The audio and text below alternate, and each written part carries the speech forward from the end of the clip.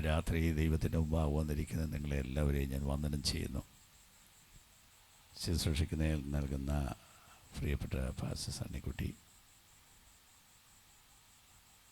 എന്നോടൊപ്പം അസംബ്ലി സൂപ്രണ്ടിൻ്റെ ഭരണസമിതിയിൽ ഉള്ള assistant superintendent, secretary, മറ്റ് ദൈവത്തിൻ്റെ ദാസന്മാർ, സഹോദരി സഹോദരന്മാർ എല്ലാവർക്കും പ്രത്യേകിച്ച് ഞാൻ വന്ദനം പറയുന്നു.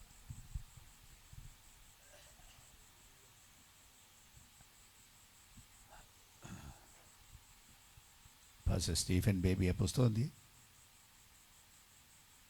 പുസ്തകം കൊണ്ടുവന്നിട്ടില്ലേ? ഇല്ല, പിന്നെ ഇന്ന് പറഞ്ഞിട്ട് കാര്യമില്ലല്ലോ.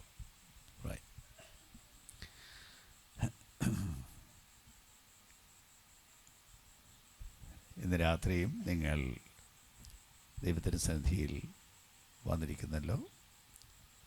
നമ്മെ കൂട്ടി വരുത്തിയ ദൈവത്തിന് സ്തോത്രം. ഇവിടെ നടക്കുന്ന ഈ ഉപവാസ പ്രാർത്ഥനയ്ക്ക് താല്പര്യത്തോടെ നിങ്ങൾ കടന്നു വരുന്നു. ദൈവം ഈ സ്ഥലത്ത് നമ്മളെ സന്ദർശിക്കാൻ വേണ്ടി നമ്മുടെ ഹൃദയങ്ങളെ ഒന്നൊരുക്കി വചനത്തിനായി നമുക്കൊന്ന് തയ്യാറാം. അല്പം ഒന്ന് ശാന്തമായിട്ട് നമ്മുടെ ഹൃദയങ്ങളെ ഒന്ന് ഏകാഗ്രമാക്കിയിട്ട് നമുക്ക് ദൈവത്തോടൊന്ന് പ്രാർത്ഥിക്കാം. ഇവിടെ ആരെങ്കിലും പ്രസംഗിക്കുന്നു എന്നതിനപ്പുറം ദൈവം നമ്മളോടൊന്ന് സംസാരിക്കാൻ വേണ്ടി. പ്രസംഗങ്ങൾ ഒത്തിരി ഉണ്ടാവും, ഞാനും പ്രസംഗിയാണ്. എന്നാൽ അതിനകത്ത് ദൈവത്തിൻ്റെ ഒരു സന്ദർശനം, ഹൃദയങ്ങളോട് ഇടപെടുന്ന ഒരു ദൈവ സന്ദർശനം വരാൻ വേണ്ടി ഒന്നൊരുക്കാമോ? ഹൃദയത്തെ ഒന്നൊരുക്കാമോ? ഇന്ന് രാത്രി വചനം നമുക്ക് ആത്മാവായി ശക്തിയായി നമ്മുടെ ജീവിതത്തിൽ നിന്ന് വരാൻ വേണ്ടി യേശുവേ, യേശുവേ, യേശുവേ, spirit of the living God, ജീവനുള്ള ദൈവാത്മാവേ, ഞങ്ങളുടെ ഓരോ ഹൃദയങ്ങളെയും ഇന്ന് ഈ രാത്രി അങ്ങയുടെ പരിശുദ്ധാത്മാവ് സന്ദർശിക്കണമേ. അങ്ങയുടെ വചനം ഞങ്ങളുടെ ജീവിതത്തിൽ വരണമേ. അങ്ങയുടെ പ്രവൃത്തി ഞങ്ങളുടെ ജീവിതത്തിൽ അയക്കണമേ. ഈ അന്തരീക്ഷം മൊത്തം അങ്ങയുടെ സാന്നിധ്യത്താൽ ഒന്ന് സന്ദർശിക്കപ്പെടണമേ. ദൈവമേ, ഞങ്ങളെ സ്വന്തമായിട്ട് എന്തെങ്കിലും ചെയ്യുന്നു എന്നല്ല, അങ്ങയുടെ ആത്മാവിൻ്റെ പ്രവൃത്തി, അങ്ങയുടെ ആത്മാവിൻ്റെ സാന്നിധ്യം അത് വലിപ്പമായി മഹത്വമായി ഞങ്ങളിൽ വരണമേ എന്ന് പ്രാർത്ഥിക്കുന്നു. അങ്ങയുടെ തൃക്കരങ്ങളിൽ ഇന്ന് അടിയങ്ങളെ എല്ലാം ഏൽപ്പിക്കുന്നു, അടിനെ സമർപ്പിക്കുന്നു. അങ്ങയുടെ ഈ ജനത്തെ ഏൽപ്പിക്കുന്നു. ഞങ്ങളോട് അങ്ങ് ഇടപെട്ടാട്ട് അവിടുത്തെ മഹത്വം ഞങ്ങൾക്കൊന്ന് കാണിച്ചു തരണമേ. അങ്ങ് ഞങ്ങളെ സന്ദർശിക്കണമേ. യേശു ക്രിസ്തുവിൻ നാമത്തിൽ അപേക്ഷിക്കുന്നു, കേൾക്കുമാറാകണമേ. ആമേൻ. നമ്മൾ ഈ രാത്രി യോഗങ്ങളിൽ പ്രധാനമായിട്ടും ജയകരമായ ജീവിതത്തെക്കുറിച്ചാണ് പറഞ്ഞു വരുന്നതെന്നുള്ളത് സ്ഥിരമായി വന്നുകൊണ്ടിരിക്കുന്നവർക്കറിയാം. ജയകരമായ ജീവിതം വ്യക്തിപരമായിട്ടും അതേസമയം ദൈവത്തിൻ്റെ സഭയ്ക്കും എടുക്കേണ്ട ജയം, മനുഷ്യനെ തോൽപ്പിക്കുന്ന തിന്മയുടെ മേലുള്ള ജയം, അതിൻ്റെ കാരണക്കാരനായ പിശാചിൻ്റെ മേലുള്ള ജയം. അപ്പം ആ മണ്ഡലം എന്താണ്, എങ്ങനെയാണ് ഈ തോൽവിയില്ലാതെ ജീവിക്കുന്നത്, ഇതിനെ സംബന്ധിച്ചാണ് നമ്മളങ്ങോട്ട് പറഞ്ഞുകൊണ്ടിരിക്കുന്നത്. അത് ഹൃദയത്തിൻ്റെ അന്തരംഗത്തിലേക്ക് ഇറങ്ങേണ്ടതാണ്. ഒത്തിരി ബഹളത്തിലും ശബ്ദത്തിലും ഒന്നുമല്ല, വളരെ ശാന്തമായിട്ട് അല്പകാര്യം ഞാൻ തുടങ്ങുകയാണ്. ഇടയ്ക്ക് ശബ്ദമൊക്കെ വരുമെന്ന് വന്നിരിക്കാം. എന്നാലും നമ്മളൊന്ന് വചനത്തിൻ്റെ ഇടയ്ക്കിലേക്ക് പോവുകയാണ്. ഇന്നലെ രാത്രി വന്ന കുറേ ആളുകൾ ഇതിനകത്തുണ്ട് എന്ന് ഞാൻ കരുതുന്നു. ഇന്നലെ രാത്രി ഉണ്ടായിരുന്ന എന്തും മാത്രം ആളുകളുണ്ട്. അതെ, ഞങ്ങൾ ഒത്തിരി പേര് ഇന്നലെ രാത്രി വന്നവരാണ്. ഇന്നലെ നമ്മൾ പറഞ്ഞത് ആ ജയത്തിൻ്റെ ഭാഗമായിട്ട് മനുഷ്യനെ തോൽപ്പിക്കാൻ നമ്മുടെ ശത്രു അയാളുടെ കയ്യിലുള്ള ആയുധങ്ങൾ എന്താണ് എന്നതിനെ സംബന്ധിച്ചാണ് കഴിഞ്ഞ രാത്രി പറഞ്ഞത്. ഒരല്പകാര്യം പറഞ്ഞു, സ്വല്പമേ പറഞ്ഞുള്ളൂ, ഇടയിൽ ഒത്തിരി ചരക്കുകളുണ്ട്. അപ്പോൾ അങ്ങനെയുള്ള ആയുധങ്ങളുടെ കാര്യം നമ്മൾ പറഞ്ഞപ്പോൾ നമ്മൾ പറഞ്ഞു മതം അയാളുടെ ഒരു പ്രധാന ആയുധമാണ്. കാരണം മതം വേണ്ട, ദൈവം വേണ്ട എന്ന് പറഞ്ഞാൽ മനുഷ്യൻ കേൾക്കുകയില്ല. അപ്പോൾ അങ്ങനെ മനുഷ്യർക്ക് ആത്മീയത്തിൻ്റെ ഒരു വേഷം കൊടുത്തിട്ട് ആ ആത്മീയത്തിൻ്റെ വേഷം സത്യവേഷം അല്ലെങ്കിൽ പിന്നെ അതുകൊണ്ട് ഗുണമില്ല. അത് ദൈവത്തിലേക്ക് കൊണ്ടെത്തിക്കുകയില്ല. അത് അയാളുടെ കയ്യിലുള്ള വ്യാപകമായ ലോകവ്യാപകമായ ചരക്കാണ് എന്ന് നമ്മൾ പറയും. അല്ല, ഇനി സത്യദൈവത്തിൻ്റെ നാമം തന്നെ ഉപയോഗിക്കുന്നു. സത്യദൈവത്തിൻ്റെ നാമം തന്നെ ഉപയോഗിച്ചാലും അതിനകത്ത് പറയേണ്ട സത്യം പറയാതെ വചനത്തിന് വേറൊരു വ്യാഖ്യാനം കൊടുത്ത് അല്ലെങ്കിൽ തെറ്റായ ഉപദേശങ്ങൾ കൊണ്ടുവന്ന് ലോകത്തിലെ വലിയ ഒരു കൂട്ടം ജനത്തെ വഞ്ചിച്ചു വച്ചിരിക്കുകയാണ്. കാരണം അവർക്ക് സത്യം അറിയത്തില്ല. ഒരു കാലത്ത് ക്രിസ്തീയ സമൂഹത്തിൽ തന്നെ ഒത്തിരി കൂട്ടങ്ങൾ വേദപുസ്തകം വായിക്കില്ലായിരുന്നു. വായിക്കാൻ അനുവദിക്കാത്തൊരു കാലവും ഉണ്ടായിരുന്നു.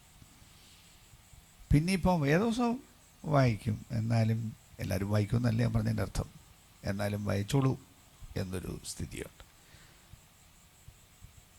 എന്നാൽ അതിൻ്റെ അർത്ഥങ്ങൾ വായിക്കാത്ത കാലത്തെ അർത്ഥം തന്നെ കൊടുക്കുന്ന ഒരു സ്ഥിതി. അപ്പം അങ്ങനെ വരുമ്പോഴും സത്യത്തിലേക്ക് മനുഷ്യന് വരാൻ പറ്റുന്നില്ല. കൂടാതെ മനുഷ്യൻ്റെ അങ്ങനെ കണ്ണ് കുരുടാക്കി ദൈവസത്യം കാണാൻ മേലാത്ത ഒരു സ്ഥിതി കൊണ്ടുവരുന്നു.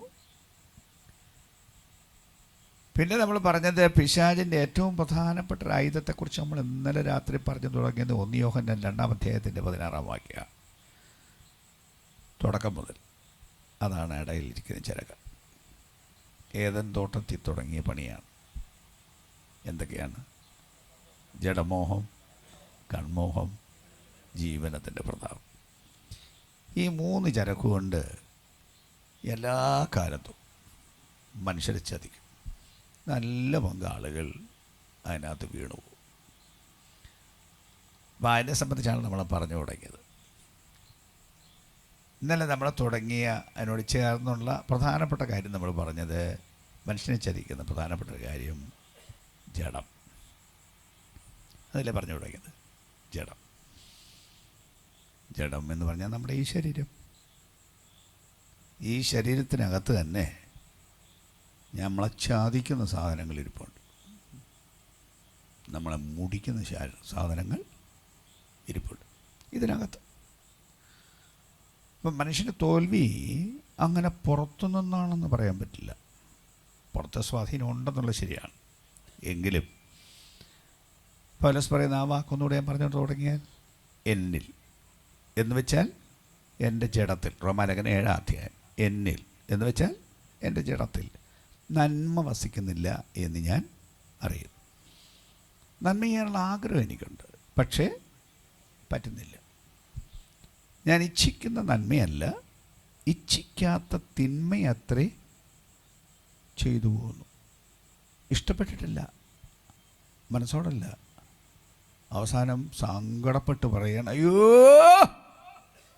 ദൈവമേ ഇത് ഭയങ്കരം, ടെറബിൾ, എൻ്റെ ആത്മാവിനെ കൊല്ലുന്നു.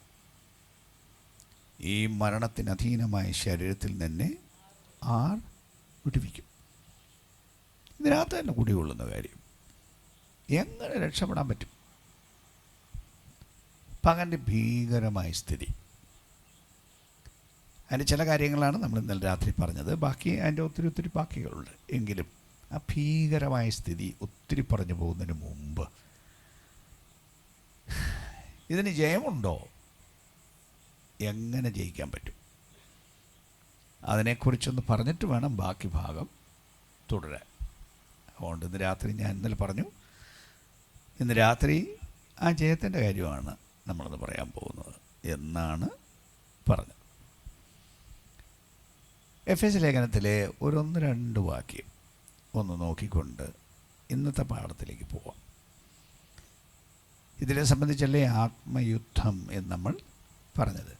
യുദ്ധം എന്ന് പറഞ്ഞാൽ അക്ഷരാർത്ഥത്തിൽ ആരോടും യുദ്ധം ഇല്ല, എല്ലാവരും മനുഷ്യരോടും യുദ്ധം ഇല്ല, ജഡരക്തങ്ങളോട് അല്ല, ആത്മലോകത്തോടാണ്. ആത്മലോകത്തിലെ തിന്മയോടാണ്, തിന്മയുടെ കാരണക്കാരനോടാണ് നമുക്ക് പോരാട്ടമുള്ളത്. പക്ഷെ അത് ശക്തിമത്തായ കാര്യമാണ്, കൊച്ചു കാര്യമല്ല. വാഴ്ചകൾ, അധികാരങ്ങൾ, അന്ധകാരത്തിൻ്റെ ലോക അധിപതികൾ, സ്വർലോകങ്ങളിലെ ദുഷ്ടാത്മ സേന, അങ്ങനെ വലിയ കാര്യമാണ്, കൊച്ചു കാര്യമല്ല. അപ്പം ഇവയെല്ലാം നമുക്കെതിരാണ്, പാതാളം നമുക്കെതിരാണ്. ഈ ഭൂമി മുഴുവൻ ഒരു ശത്രു ഊടാടി സഞ്ചരിക്കുന്നു. എന്തിന്? ആരെ വിഴുങ്ങാൻ കിട്ടുമെന്ന് വിചാരിച്ച്. ആരെയും വിടാനൊന്നും ഉദ്ദേശമില്ല, കഴിയുമെങ്കിൽ ബുധന്മാരെയും തെറ്റിക്കാനായി, ഭയങ്കര ആത്മീയ മൂത്തിരിക്കുന്നവരെയും നശിപ്പിക്കാനായി ചുറ്റിക്കറങ്ങുന്നു. ആകാശമണ്ഡലം, അതിനകത്തൊരു സേന, സൈന്യം. ആ സൈന്യം നമുക്കെതിരെ നിൽക്കുന്നു.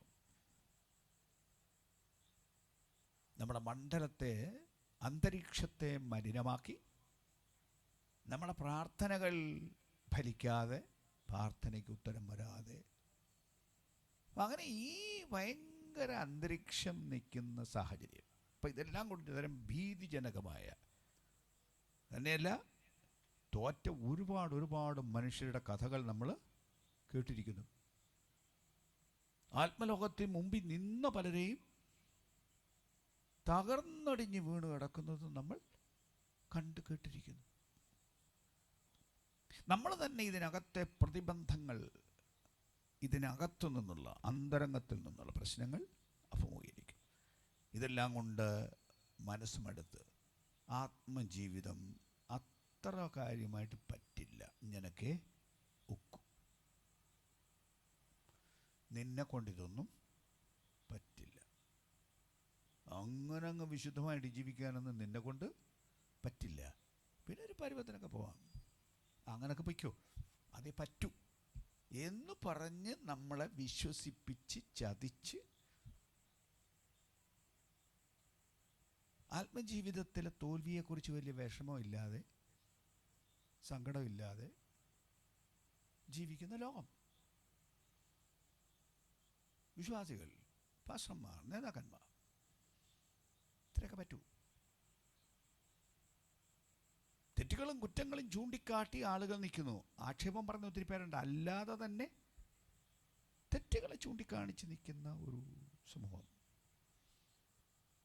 അപ്പോൾ ഇന്നത്തെ സമൂഹത്തിൻ്റെ പൊതുവെയുള്ള ചിന്ത എന്ന് പറയുന്നത്, ഞാൻ ഒന്നുകൂടെ പറയുന്നു, ഇത്രയൊക്കെ പറ്റുള്ളൂ, ഇതിനപ്പുറത്തങ്ങ് വലിയ പരിശുദ്ധിയൊന്നും പറഞ്ഞിട്ടൊന്നും കാര്യമില്ല എന്നുള്ള ഒരു സ്ഥിതിക്ക് നമ്മളെ ശാന്തരാക്കി വെച്ചിരിക്കുക അല്ലേ? ഒന്നാലോചിച്ച് നോക്കിയേ. ഈ വലിയ ആത്മീയവും കാര്യങ്ങളും വലിയ ഉണർവൊന്നും ഇല്ലാഞ്ഞിട്ടും നമുക്കാർക്കാ ഇത്ര വിഷമം? ആർക്കാന്നേ ഇത്ര വിഷമം? ഏത് സഭയ്ക്കാണ് ഈ വിഷമം? ഏത് പാസ്റ്റർക്കാണ് ഇത്ര വിഷമം? അതിനപ്പുറത്ത് നമ്മളെന്തോ ചെയ്തു? വരം ചെയ്തോ? നമ്മളിങ്ങനെ പോവല്ലേ? സി എഫെസ്യർ 6:10, 12, 13. ഒടുവിൽ കർത്താവിലും അവന്റെ അമിതബലത്തിലും ശക്തിപ്പെടുവീൻ. ശരി, അവിടെ കേൾക്കുള്ളൂ. ഒടുവിൽ കർത്താവിലും അവൻ്റെ അമിത ബലത്തിലും ശക്തിപ്പെടുവീൻ. കർത്താവിലും അവൻ്റെ അമിത ബലം, ആ വാക്ക് ശ്രദ്ധിച്ചോണം, ശക്തിപ്പെടുവീൻ. എന്താ കാര്യം? 12-ാം വാക്യം. നാം പോരാട്ടമുള്ളത് ജഡരക്തങ്ങളോടല്ല. അതുകൊണ്ട് സാധാരണ മനുഷ്യരോടല്ല, പിന്നെ നേരത്തെ ഞാൻ പറഞ്ഞ പോലെ വാഴ്ചകളോട്, അധികാരങ്ങളോട്, അന്ധകാരത്തിൻ്റെ ലോക അധിപതികളോട്, സ്വർലോകങ്ങളിലെ ദുഷ്ടാത്മസേനയോട്, ഇങ്ങനെ ഭയങ്കര ശക്തിയാണ് നമുക്കെതിരെ നിൽക്കുന്നത് എന്നുള്ളത് കൊണ്ട് ഒടുവിൽ കർത്താവിലും അവൻ്റെ അമിത ബലത്തിലും ശക്തിപ്പെടുവേൻ. അപ്പോൾ കർത്താവിലും അവൻ്റെ അമിത ബലത്തിലും അമിത ബലം വേണം. സാധാരണ കാര്യം കൊണ്ട് പറ്റില്ല. നമ്മൾ പെന്തക്കോസ്തുകാർ പരിശുദ്ധാത്മ സ്നാനം പറയുന്നവരാണ്. നമ്മുടെ സ്പെഷ്യൽ ഉപദേശം അതാണ്. ബാക്കി ക്രിസ്ത്യാനികൾ പറയാത്ത ഇപ്പം പറഞ്ഞു തുടങ്ങി, എന്നാലും പൊതുവെ ഇത് തനി പെന്തക്കോസ്തുകാരുടെ ഉപദേശമാണ്. അപ്പം അങ്ങനെ പറയുന്ന നമുക്കും ഈ പ്രശ്നങ്ങളെല്ലാം വരും. അപ്പം അതുകൊണ്ട് എന്ത് വേണം? കർത്താവിലും അവൻ്റെ അമിത ബലത്തിലും ശക്തിപ്പെടുവൻ. കാരണം ശത്രു വളരെ പോരാളിയാണ്. അതിനെ സംബന്ധിച്ചൊരു അല്പകാര്യം വചനത്തിൽ നിന്നൊന്ന് പറയാൻ പോവാം. ഈ അമിത ബലം എന്നതിനെ സംബന്ധിച്ച്, അല്ലെങ്കിൽ പരിശുദ്ധാത്മാവിനെ സംബന്ധിച്ച്, ഒടുവിൽ കർത്താവിലും അവൻ്റെ അമിത ബലത്തിലും പരിശുദ്ധാത്മാവിനെ സംബന്ധിച്ചാണ് പറയുന്നത്. വചനം അതിനെക്കുറിച്ച് എനിക്ക് ബോധ്യപ്പെടുത്തിയ ചില സത്യങ്ങൾ ഞാൻ നിങ്ങളോട് പറയാം. ഞാൻ പറയുന്ന വചനങ്ങൾ മിക്കതും ഏറെക്കുറെ എല്ലാം എനിക്കുണ്ടായിട്ടുള്ള വെളിപ്പാടുകളാണ്. പരിശുദ്ധാത്മാവ് തന്നെ വ്യാഖ്യാനിച്ച് തന്നിട്ടുള്ള വെളിപ്പാടുകളാണ്. പരിശുദ്ധാത്മാവ് പറഞ്ഞതെന്ന് വെച്ചാൽ വചനത്തിലെ സത്യങ്ങളുമായി പൊരുത്തപ്പെടുന്നതാണ്, അല്ലാതെ സ്വന്തമായ വ്യാഖ്യാനങ്ങളല്ല. എല്ലാം വചനത്തിൻ്റെ വെളിച്ചത്തിലുള്ള വ്യാഖ്യാനങ്ങളാണ്. അപ്പം അങ്ങനെ പറഞ്ഞ ഒരു പാഠം ഇതിനോടുള്ള ബന്ധത്തിൽ അതാണ് ഞാൻ പറയാൻ പോകുന്നത്. ലൂക്കോസിൻ്റെ സുവിശേഷം 3-ാം അധ്യായം അതിൻ്റെ 16-ഉം 17-ഉം വാക്യം ഒന്ന് വായിക്കാവോ? യോഹന്നാൻ എല്ലാവരോടും ഉത്തരം പറഞ്ഞത്, ഞാൻ നിങ്ങളെ വെള്ളം കൊണ്ട് സ്നാനം കഴിപ്പിക്കുന്നു, എന്നാൽ എന്നിലും ബലവാനായവൻ വരുന്നു. അവന്റെ ചെരുപ്പിന്റെ വാറഴിപ്പാൻ ഞാൻ യോഗ്യനല്ല. അവൻ നിങ്ങളെ പരിശുദ്ധാത്മാവ് കൊണ്ടും തീ കൊണ്ടും സ്നാനം കഴിപ്പിക്കും. അടുത്ത വാക്യം കൂടെ വായിക്കൂ. അവന് വീശുമുറം കയ്യിൽ ഉണ്ട്. അവൻ കളത്തെ മുറ്റും വെടിപ്പാക്കി ഗോതമ്പ് കളപ്പുരയിൽ കൂട്ടിവെക്കും. പതിർ കെടാത്ത തീയിൽ ഇട്ട് ചുട്ടുകളയുകയും ചെയ്യും. അവിടെ ബാക്കി എല്ലാവരും കേട്ടല്ലോ, ശ്രദ്ധിച്ച് കേൾക്കണം. എന്താ പറഞ്ഞത്? യോഹന്നാൻ എല്ലാവരോടും ഉത്തരം പറഞ്ഞത്. യോഹന്നാൻ സ്നാപകൻ്റെ കാര്യം പറയുക. യോഹന്നാൻ സ്നാപകനാണല്ലോ യേശുക്രിസ്തുവിൻ്റെ മുന്നോടിയായിട്ട് വന്നത്. യേശുക്രിസ്തുവിനെ ലോകത്തിന് പരിചയപ്പെടുത്തി കൊടുക്കാനാണല്ലോ യോഹന്നാൻ സ്നാപകൻ വന്നത്. യേശു ആരാണ്, യേശു എന്തിനാണ് വരുന്നത് എന്ന് ലോകത്തിന് അറിയിക്കാൻ ദൈവം അയച്ച ആൾ, സ്പെഷ്യലായിട്ട് ദൈവം അയച്ച ആൾ. വെറും ഒരു പ്രസംഗി പോലെ അല്ലല്ലോ. അയാളുടെ അമ്മ ഗർഭം ധരിക്കാതിരുന്ന് ഗർഭധാരണ കാലമെല്ലാം കഴിഞ്ഞിട്ട് വലിയമ്മയായ ശേഷം ദൈവത്തിൻ്റെ പ്രത്യേക പ്രവൃത്തി കൊണ്ട് ഒരു കുഞ്ഞിനെ നൽകി. അപ്പം ആ കുഞ്ഞാണ് ഈ പറയുന്ന യോഹന്നാൻ സ്നാപകൻ. അയാളെ ദൈവം പ്രത്യേകിച്ച് നിയമിച്ച് വിട്ടിരിക്കുന്നത് യേശു എന്താണ് ചെയ്യാൻ പോകുന്നത്, യേശു ആരാണ്, യേശു എന്താണ് ചെയ്യാൻ പോകുന്നതെന്ന് ലോകത്തിന് പരിചയപ്പെടുത്തി കൊടുക്കാൻ വേണ്ടിയാണ്. അപ്പം ആ യോഹന്നാൻ യേശുവിനെക്കുറിച്ച് പറയുന്ന 2 പ്രസ്താവനകളാണ് ഇവിടെ പറയുന്നത്. യോഹന്നാൻ പറയുന്നു, എൻ്റെ പുറകെ ഒരാൾ വരുന്നു. ആ ആൾ ഒത്തിരി വലിയ ആളാണ്. അദ്ദേഹത്തിൻ്റെ ചെരുപ്പ് ചുമക്കാനുള്ള യോഗ്യത പോലും എനിക്ക് ഇല്ല. വലിയ ആളാണ്. അടുത്ത പ്രയോഗം, ഞാൻ നിങ്ങളെ വെള്ളം കൊണ്ട് സ്നാനം കഴിപ്പിക്കുന്നു. എന്നാൽ എൻ്റെ പിന്നാലെ വരുന്നവൻ നിങ്ങളെ പരിശുദ്ധാത്മാവ് കൊണ്ടും തീ കൊണ്ടും സ്നാനപ്പെടുത്തും. അവൻ നിങ്ങളെ പരിശുദ്ധാത്മാവ് കൊണ്ടും തീ കൊണ്ടും സ്നാനപ്പെടുത്തും. എന്താണ് യോഹന്നാൻ പറഞ്ഞ ഈ വാക്കിൻ്റെ അർത്ഥം? ഞാൻ പറഞ്ഞല്ലേ, യേശു ചെയ്യാൻ വന്ന പ്രവൃത്തിയെക്കുറിച്ചാണ്, യേശുവിൻ്റെ ആളത്വത്തെക്കുറിച്ചും പ്രവൃത്തിയെക്കുറിച്ചുമാണ് യോഹന്നാൻ സ്നാപകൻ്റെ പ്രഖ്യാപനം. യോഹന്നാൻ സ്നാപകൻ യേശുവിനെ പരിചയപ്പെടുത്തിയത് പ്രധാനമായും 3 പ്രയോഗങ്ങളിലൂടെയാണ്. ഒന്നാമത്തെ പ്രയോഗം യോഹന്നാൻ 1-ാം അധ്യായത്തിൻ്റെ 29-ാമത്തെ വാക്യം. യേശു ഇങ്ങോട്ട് വരികയാണ്, സ്നാനമേൽക്കാൻ വരികയാണ്.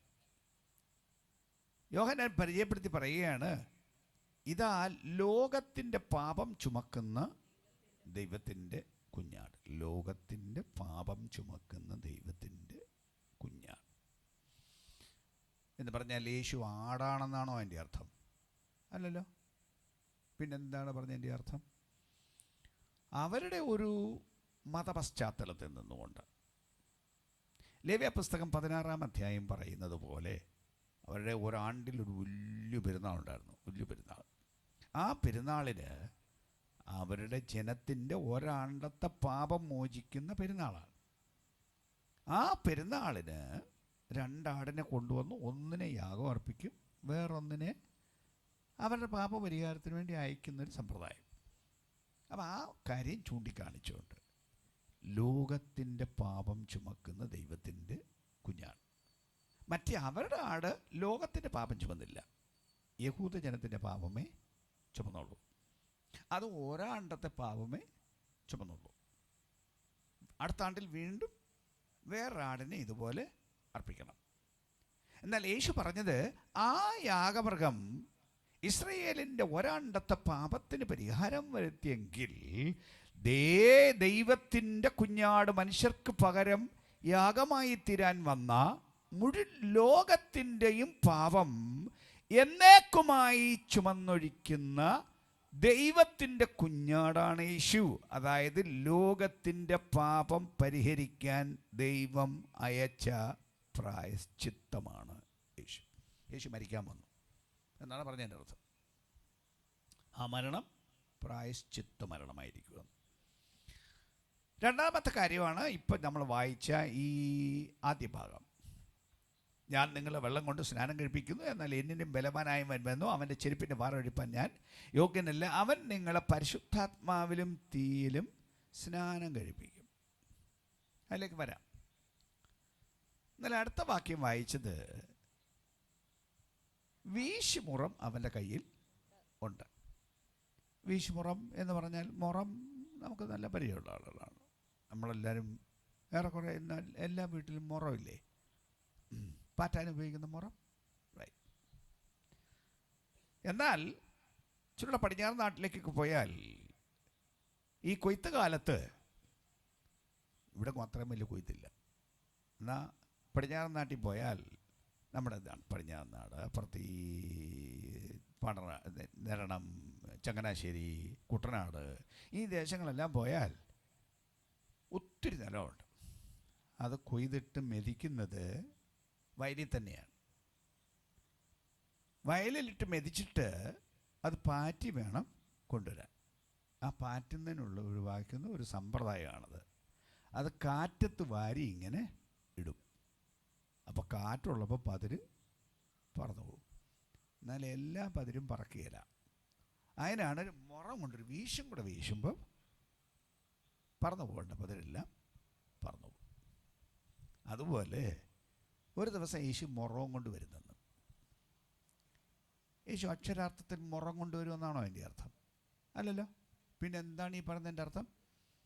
പതിരും ഗോതമ്പ് മണിയും തമ്മിൽ വേർതിരിക്കാൻ ആ മുറം സാധാരണ മുറം ഉപയോഗിക്കുന്നത് പോലെ നല്ല വിശ്വാസിയെയും പിന്നെ അതിൻ്റെ ഡ്യൂപ്ലിക്കേറ്റിനെയും തമ്മിൽ ഒരു ദിവസം യേശു വേർതിരിക്കും.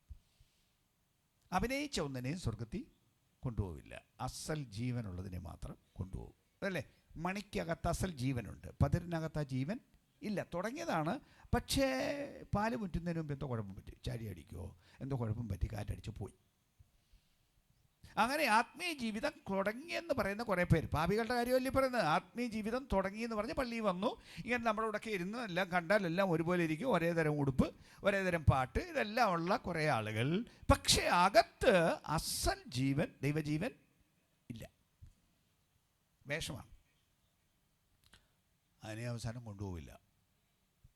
അപ്പം അത് മുറം കൊണ്ട് പാറ്റി പതിരും അസൽ മണിയും തമ്മിൽ വേർതിരിക്കുന്നത് പോലെ അവസാനത്തെ ദിവസം വേർതിരിക്കും എന്നാണ് പറഞ്ഞതിൻ്റെ അർത്ഥം. അവിടെയും യേശു മുറം കൊണ്ടുവരുമെന്നല്ല അർത്ഥം. രണ്ടും സാദൃശ്യമാണ്. അപ്പം ഇടയ്ക്ക് കിടക്കുന്ന കാര്യമാണ് ഈ പറഞ്ഞത്. എന്താണ്? അവൻ നിങ്ങളെ പരിശുദ്ധാത്മാവ് കൊണ്ടും തീ കൊണ്ടും സ്നാനം കഴിപ്പിക്കും.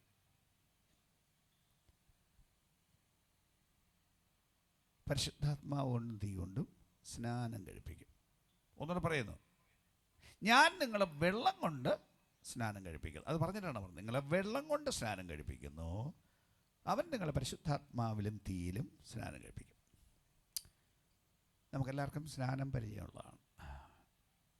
ഞാൻ അസംബ്ലീസ് ഓഫ് ഗോഡിൻ്റെ ഒരു ശുശ്രൂഷകനാണ്. നിങ്ങൾ ഒത്തിരി പേര് അസംബ്ലീസ് ഓഫ് ഗോഡ് അല്ലാത്തൊരു ഇതിനകത്തുണ്ട്.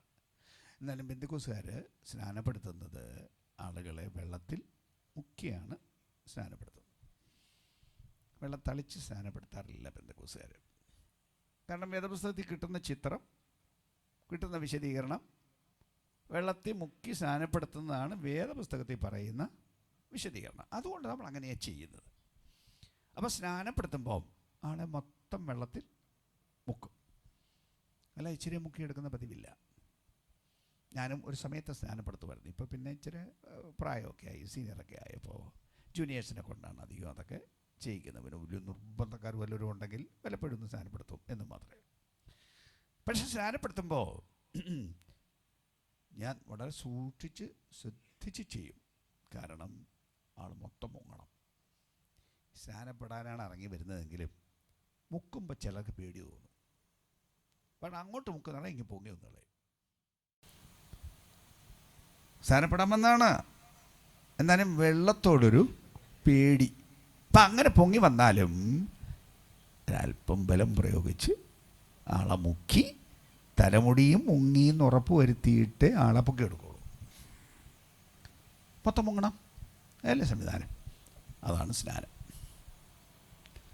അത് വെള്ളത്തിലെ സ്നാനം.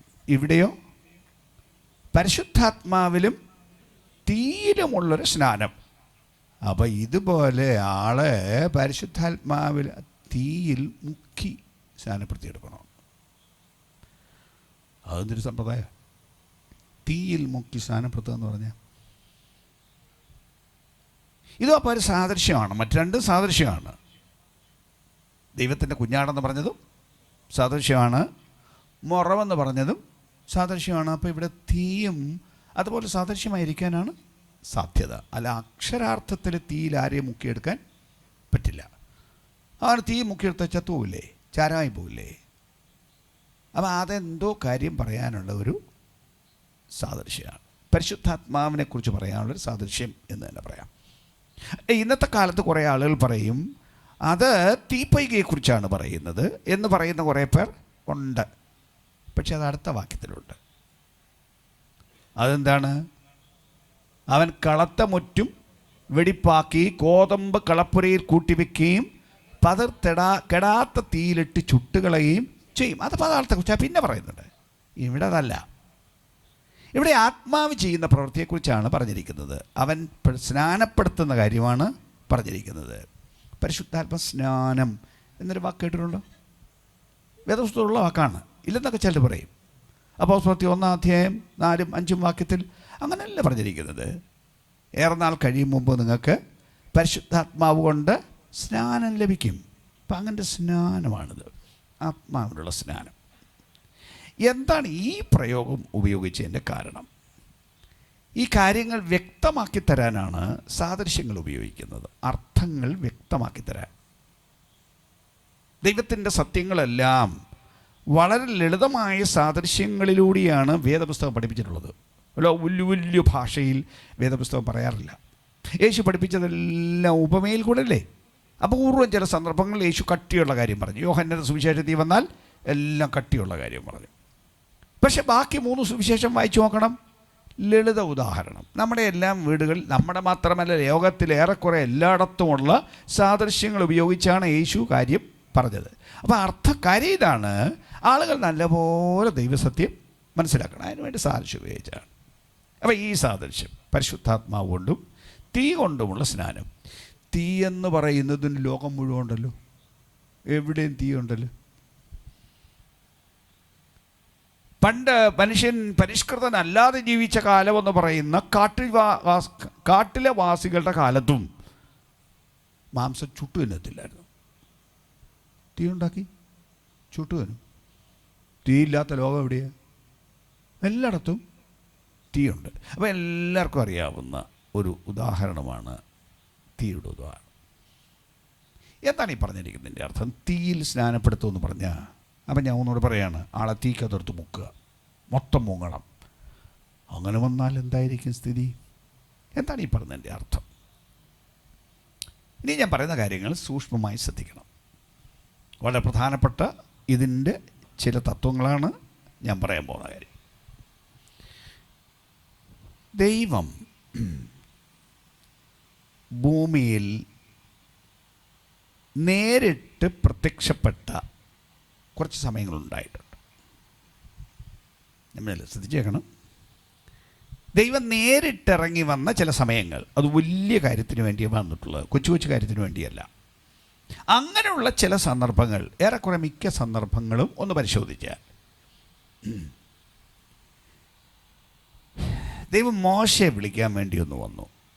മോശയെ വിളിക്കാൻ വന്നത് കൊച്ചു കാര്യത്തിന് വേണ്ടിയല്ലല്ലോ. ഇസ്രായേൽ ജനത്തെ മിസ്രയീമിലെ അടിമത്വത്തിൽ നിന്ന് പുറപ്പെടുവിച്ച് പുറത്തു കൊണ്ടുവരാൻ വേണ്ടിയാണ് മോശയെ വിളിക്കാൻ വന്നത്.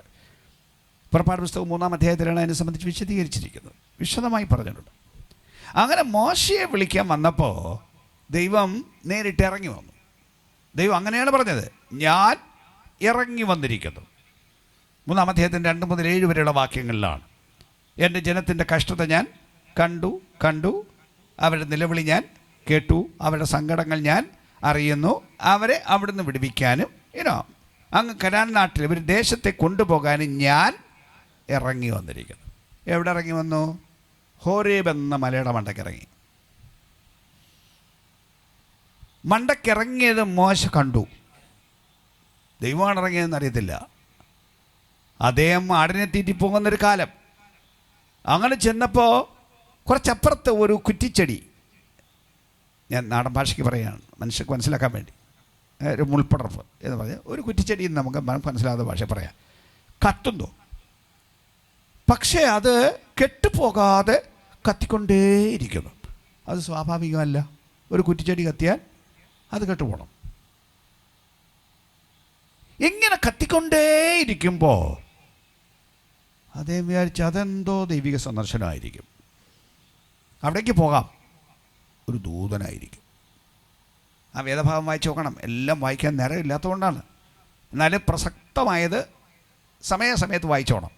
അപ്പോൾ അങ്ങനെ ദൈവത്തിൻ്റെ ദൂതനാണെന്നും പറഞ്ഞ് അങ്ങോട്ടടുത്ത് എന്നപ്പോൾ പറയുന്നു, അടുത്ത് വരരുത്, നിന്നിക്കുന്ന സ്ഥലം വിശുദ്ധ ഭൂമിയാണ്, അതുകൊണ്ട് കാലിൽ നിന്ന് ചെരുപ്പടിച്ച് കളയുക എന്ന് പറഞ്ഞിട്ട് പറയുകയാണ്, ഞാൻ അബ്രഹാമിൻ്റെ ദൈവവും ഇസഹാക്കിൻ്റെ ദൈവവും യാക്കോബിൻ്റെ ദൈവവുമായി നിൻ്റെ പിതാക്കന്മാരുടെ ദൈവമാണ്. ആരാ വന്നത്? ദൈവം.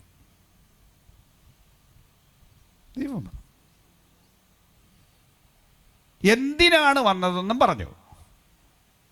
ഇസ്രായേൽ ജനത്തെ വിടുവിക്കാൻ, അടിമത്വം അവസാനിപ്പിക്കാൻ ദൈവം ഇറങ്ങി വന്നപ്പോൾ മോശ കണ്ടത് ദൈവത്തെയാണെങ്കിലും ദൈവമായിട്ട് ആൾ രൂപത്തിൽ കണ്ടില്ലല്ലോ. ഒരു തീയല്ലേ കണ്ടത്. അതിൻ്റെ നടുവിൽ നിന്ന് വന്ന ശബ്ദമാണ്, ഞാൻ നിന്റെ പിതാക്കന്മാരുടെ ദൈവമാണ്. അപ്പോൾ വ്യക്തമായിട്ട് കണ്ടു, തീയായിട്ട് കണ്ടു. പുറപ്പാട് പുസ്തകം 13-ാം അധ്യായം അതിൻ്റെ 21-ാമത്തെ വാക്യം വായിച്ചാൽ, ഈ ജനത്തെ നടത്തിക്കൊണ്ടു പോകാൻ രാജാവായിട്ട് അവരുടെ മുമ്പിൽ ദൈവം പോയി. കാണത്തക്കോണം പോയി. പകലും കാണാം, രാത്രിയിലും കാണാം. എങ്ങനെ കാണാം? 13-21. അവർ പകലും രാവും യാത്ര ചെയ്യുവാൻ തക്കവണ്ണം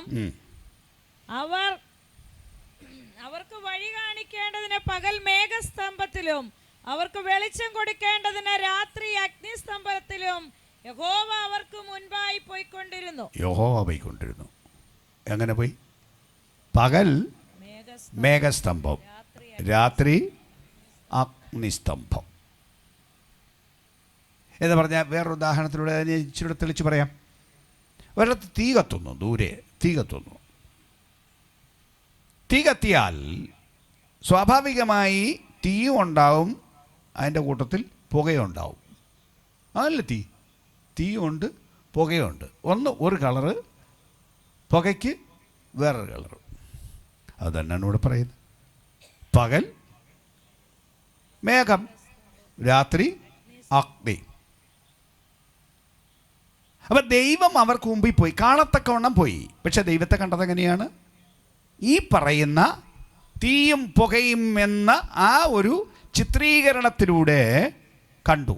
അന്ന് ഒരു ദിവസം കണ്ടത് മാത്രമേ ഉള്ളൂ? അല്ല, അങ്ങനെ പോയത് മാത്രമാണോ? അല്ല, ഈ ദൈവം മലയിൽ പിന്നെയും ഒരിക്കൽ പ്രത്യക്ഷമായി. മല വേറെയാണ്. സീനായി മലയിൽ പ്രത്യക്ഷമായി. എല്ലാ ജനത്തിനും കാണത്തക്കവണ്ണം പ്രത്യക്ഷമായി. ഇസ്രായേൽ മൊത്തം കാണത്തക്കവണ്ണം. എന്തിനാണ് അന്ന് ദൈവം വന്നത്? ഈ ജനത്തെ സ്വന്തമാക്കാൻ വേണ്ടി. ദൈവം ഈ ജനവുമായി ഉഭയസമ്മതം ചെയ്യാൻ വേണ്ടി. നീ വന്നിട്ട് നിങ്ങൾ എൻ്റെ ജനം, ഞാൻ നിങ്ങളുടെ ദൈവം എന്ന് പറഞ്ഞൊരു ഉടമ്പടി ബന്ധത്തിൽ പ്രവേശിക്കാൻ വേണ്ടി ദൈവം ഇറങ്ങി വന്നു. എങ്ങനെ ഇറങ്ങി വന്നു? 19-ാം അധ്യായം 18-ാം വാക്യം. പുറപ്പാട് പുസ്തകം 19-ാം അധ്യായം 18-ാം വാക്യം. യഹോവ തീയിൽ സീനായി പർവ്വതത്തിൽ ഇറങ്ങുകയാൽ, ഞാൻ മുമ്പ് പറഞ്ഞ പോലെ തീയും പുകയുടെ കാര്യമാണ്.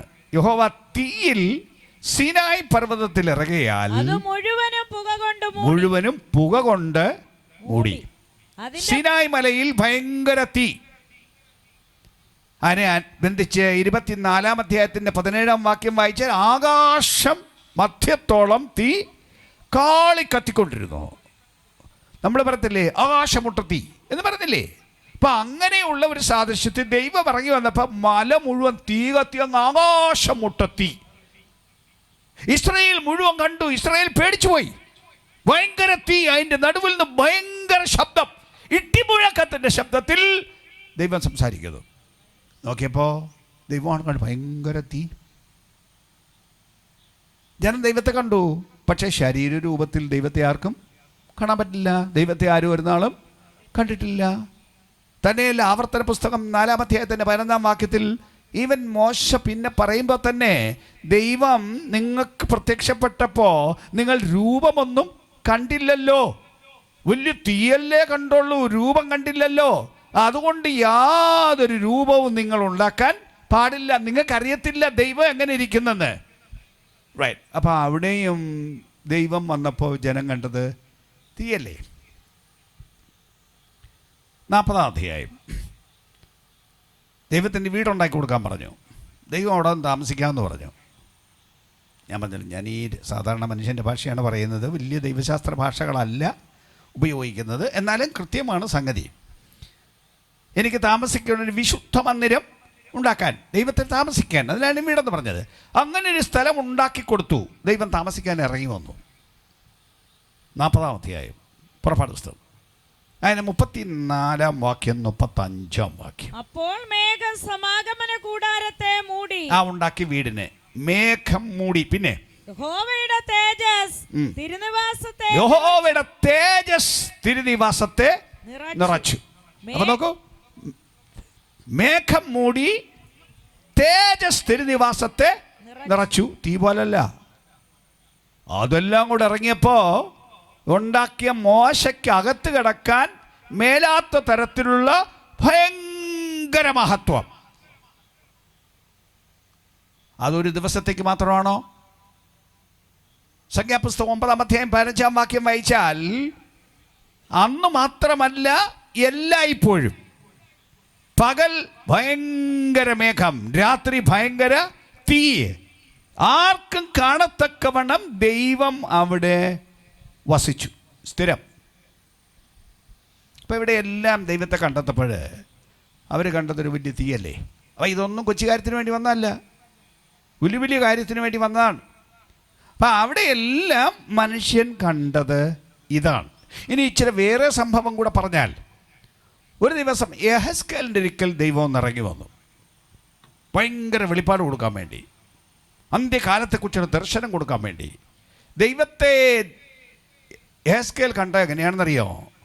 ആ പുസ്തകം 1-ാം അധ്യായം 27-ാം വാക്യം, 28-ാം വാക്യം, 3-ാം അധ്യായം 23-ാം വാക്യം. യെഹെസ്കേൽ നോക്കിയപ്പോൾ ഒരു രൂപം, പ്രത്യേക തരത്തിലുള്ള ഒരു രൂപം, അര മുതൽ താഴോട്ട് തീ, അര മുതൽ മേപ്പോട്ടും തീ. അതാണ് കണ്ടത്. ദൈവത്തിൻ്റെ രൂപം കണ്ടതാണ്. ഭയങ്കര തീ. അവിടുത്തെ കൂടുതൽ വിശദീകരണം നോക്കിയാൽ അങ്ങോട്ട് സഞ്ചരിക്കുന്ന സിംഹാസനം പോലും ഭയങ്കര തീയാണ്. ദാനിയേലിൻ്റെ ദൈവം എന്ന് തോന്നുന്നു അത് അങ്ങ് അന്ത്യകാലം വരെ വെളിപ്പെടുത്തി കൊടുക്കാൻ വേണ്ടി വന്നതാണ്. വലിയ വെളിപ്പാട് കൊടുക്കാൻ വേണ്ടി. 10-ാം അധ്യായം, 9 അധ്യായങ്ങളിൽ വലിയ വലിയ വലിയ വെളിപ്പാടുകളാണ്. 10-ാം അധ്യായത്തിൻ്റെ 6-ാം വാക്യം, ഒരാൾ വന്നിരിക്കുന്നു കാര്യം പറഞ്ഞു കൊടുക്കാൻ, വലിയ വലിയ രഹസ്യങ്ങൾ പറഞ്ഞു കൊടുക്കാൻ, ലോക ചരിത്രത്തിൽ സംഭവിക്കാനുള്ള അന്ത്യകാല കാര്യങ്ങളെല്ലാം ദൈവരാജ്യ സ്ഥാപനം വരെയുള്ള കാര്യം പറഞ്ഞു കൊടുക്കാൻ വന്നിരിക്കുകയാണ്. എന്താണ് കണ്ടത്? അവന്റെ ദേഹം ഗോമേതകം പോലെയും റൈറ്റ്, മുഖം മിന്നൽ പ്രകാശം പോലെയും, കണ്ണ് തീപ്പന്തം പോലെയും, ഭുജങ്ങളും കാലുകളും മിനുക്കിയ താമ്രവർണ്ണം പോലെയും. ഭയങ്കര പ്രകാശം. കണ്ണ് തീപ്പന്തം പോലെ, കാല് താമ്രം പോലെ, ഉലയിൽ, യോഹന്നാന്റെ ഭാഷയിൽ ഉലയിൽ ചുട്ടുപഴിപ്പിച്ച വെള്ളോട്ടിന് സദൃശം. ദൈവത്തെ കണ്ടപ്പോൾ ഇവരെല്ലാം വലിയ കാര്യത്തിന് ദൈവം വന്നപ്പോൾ കണ്ടത് തീയാണ്. ഭയങ്കര തീ. ലോകത്തിൽ മനുഷ്യന് അടുക്കാൻ പേടിയുള്ളൊരു സാധനമാണ് തീ. വെള്ളം അപകടകാരിയാണ്, പക്ഷെ വെള്ളത്തിൽ ഒരുപാട് അഭ്യാസം മനുഷ്യൻ കളിക്കും. പക്ഷെ തീയിലേതെങ്കിലും അഭ്യാസം കളിക്കുമോ? ഒരു കെട്ടിടത്തിന് തീ പിടിച്ചാൽ ഫയർ ഫൈറ്റേഴ്സ്, അഗ്നിശമന സേന, അവർ വന്ന് വേണം പണിയെല്ലാം ചെയ്യാൻ. പക്ഷെ തീ കത്തിക്കൊണ്ടിരിക്കുന്ന എന്നെ കൊച്ചതിനകത്ത് കിടക്കുന്നു, ഒന്ന് പോയി രക്ഷിച്ച് എടുത്തു തരണമെന്ന് പറഞ്ഞാൽ ഏതെങ്കിലും ഒരു അഗ്നിശമന സേനക്കാരനകത്ത് കയറുമോ? കയറില്ലല്ലോ. തീ പേടിയാണ്. എബ്രായ ലേഖനത്തിൻ്റെ ഭാഷ അറിയാമോ? നമ്മുടെ ദൈവം ദഹിപ്പിക്കുന്ന അഗ്നിയാണ്. അതാണ് ദൈവം. ഇപ്പം ദൈവത്തിൻ്റെ മഹത്വമാണ് ഇവിടെ, വലിപ്പമാണ് ഇവിടെ. കൊച്ചു കാര്യത്തിന് വന്ന ഒന്നുകൂടെ എടുത്തു പറയുന്നു, വലിയ കാര്യത്തിന് വന്നപ്പോഴൊക്കെ മനുഷ്യൻ കണ്ടത് ഈ മഹത്വമാണ്. യേശു മനുഷ്യർക്ക് എല്ലാവർക്കും അടുത്തിയല്ല. തൊടാം, കൂടിരിക്കാം, സഞ്ചരിക്കാം, ആർക്കും ചെല്ലാം. നമ്മളിന്ന് രാവിലെ പറഞ്ഞ പോലെ ആർക്കും, വെറും സാധാരണക്കാരനും പാവപ്പെട്ടവനും ദരിദ്രനും ഭിക്ഷക്കാരനും ആർക്കും ചെല്ലാം. പക്ഷേ അവിടുന്ന് മഹത്വത്തിൽ പ്രത്യക്ഷപ്പെട്ട ചില സമയമുണ്ട്. മറുരൂപ മലയിൽ യേശു ഒന്ന് തേജസ്കരിക്കപ്പെട്ട് കണ്ടു. എല്ലാവരെയും കൊണ്ടുപോയോ? ശിഷ്യന്മാരെ എല്ലാം കൂടെ കൊണ്ടുപോയോ? ഇല്ലല്ലോ. സ്പെഷ്യലി 3 പേരെയല്ലോ കൊണ്ടുപോയുള്ളൂ. അവിടെ ചെന്നപ്പോഴോ 17:2 മത്തായി. എന്താണ് സംഭവിച്ചത്? മത്തായി 17:2 വേഗം. ഇവിടെ അവരുടെ മുൻപാകെ രൂപാന്തരപ്പെട്ടു. അവന്റെ മുഖം സൂര്യനെ പോലെ അവന്റെ മുഖം സൂര്യനെ പോലെ, തീയേക്കാൾ കൂടുതലാണിത്. ഇവിടെ മുഖം സൂര്യനെ പോലെ ശോഭിച്ചു. അവന്റെ വസ്ത്രം വെളിച്ചം പോലെ വെള്ളയായി തീർന്നു. റൈറ്റ്. ഇതെല്ലാം കണ്ടിട്ട് നല്ല ബലത്തോടെ മിടുക്കന്മാരായിട്ട് അവർക്ക് ഇരിക്കാൻ പറ്റിയോ? അവരുടെ താഴെ കിടക്കുന്നു. യേശു മഹത്വത്തിൽ പ്രത്യക്ഷപ്പെട്ടപ്പോൾ പ്രവൃത്തി പുസ്തകം 9-ാം അധ്യായം ശൗലിന് ദൈവം പ്രത്യക്ഷപ്പെടുന്നു. അതിനെ സംബന്ധിച്ച് ശൗൽ വിശദീകരിക്കുന്നത് 26-ാം അധ്യായം പ്രവൃത്തി 12-13 വാക്യങ്ങളിലാണ്. എന്താണ് സംഭവിച്ചത്? അദ്ദേഹം പറഞ്ഞിങ്ങനെയാണ്, നട്ടുച്ചയ്ക്ക് സൂര്യൻ്റെ വെളിച്ചത്തെ കവിയുന്നൊരു വെളിച്ചം എൻ്റെ ചുറ്റും മിന്നി, കണ്ണും പൊട്ടി താഴെ കിടക്കുന്നു. ഒറ്റ സെക്കൻഡ്, ഒരു മിന്നൽ.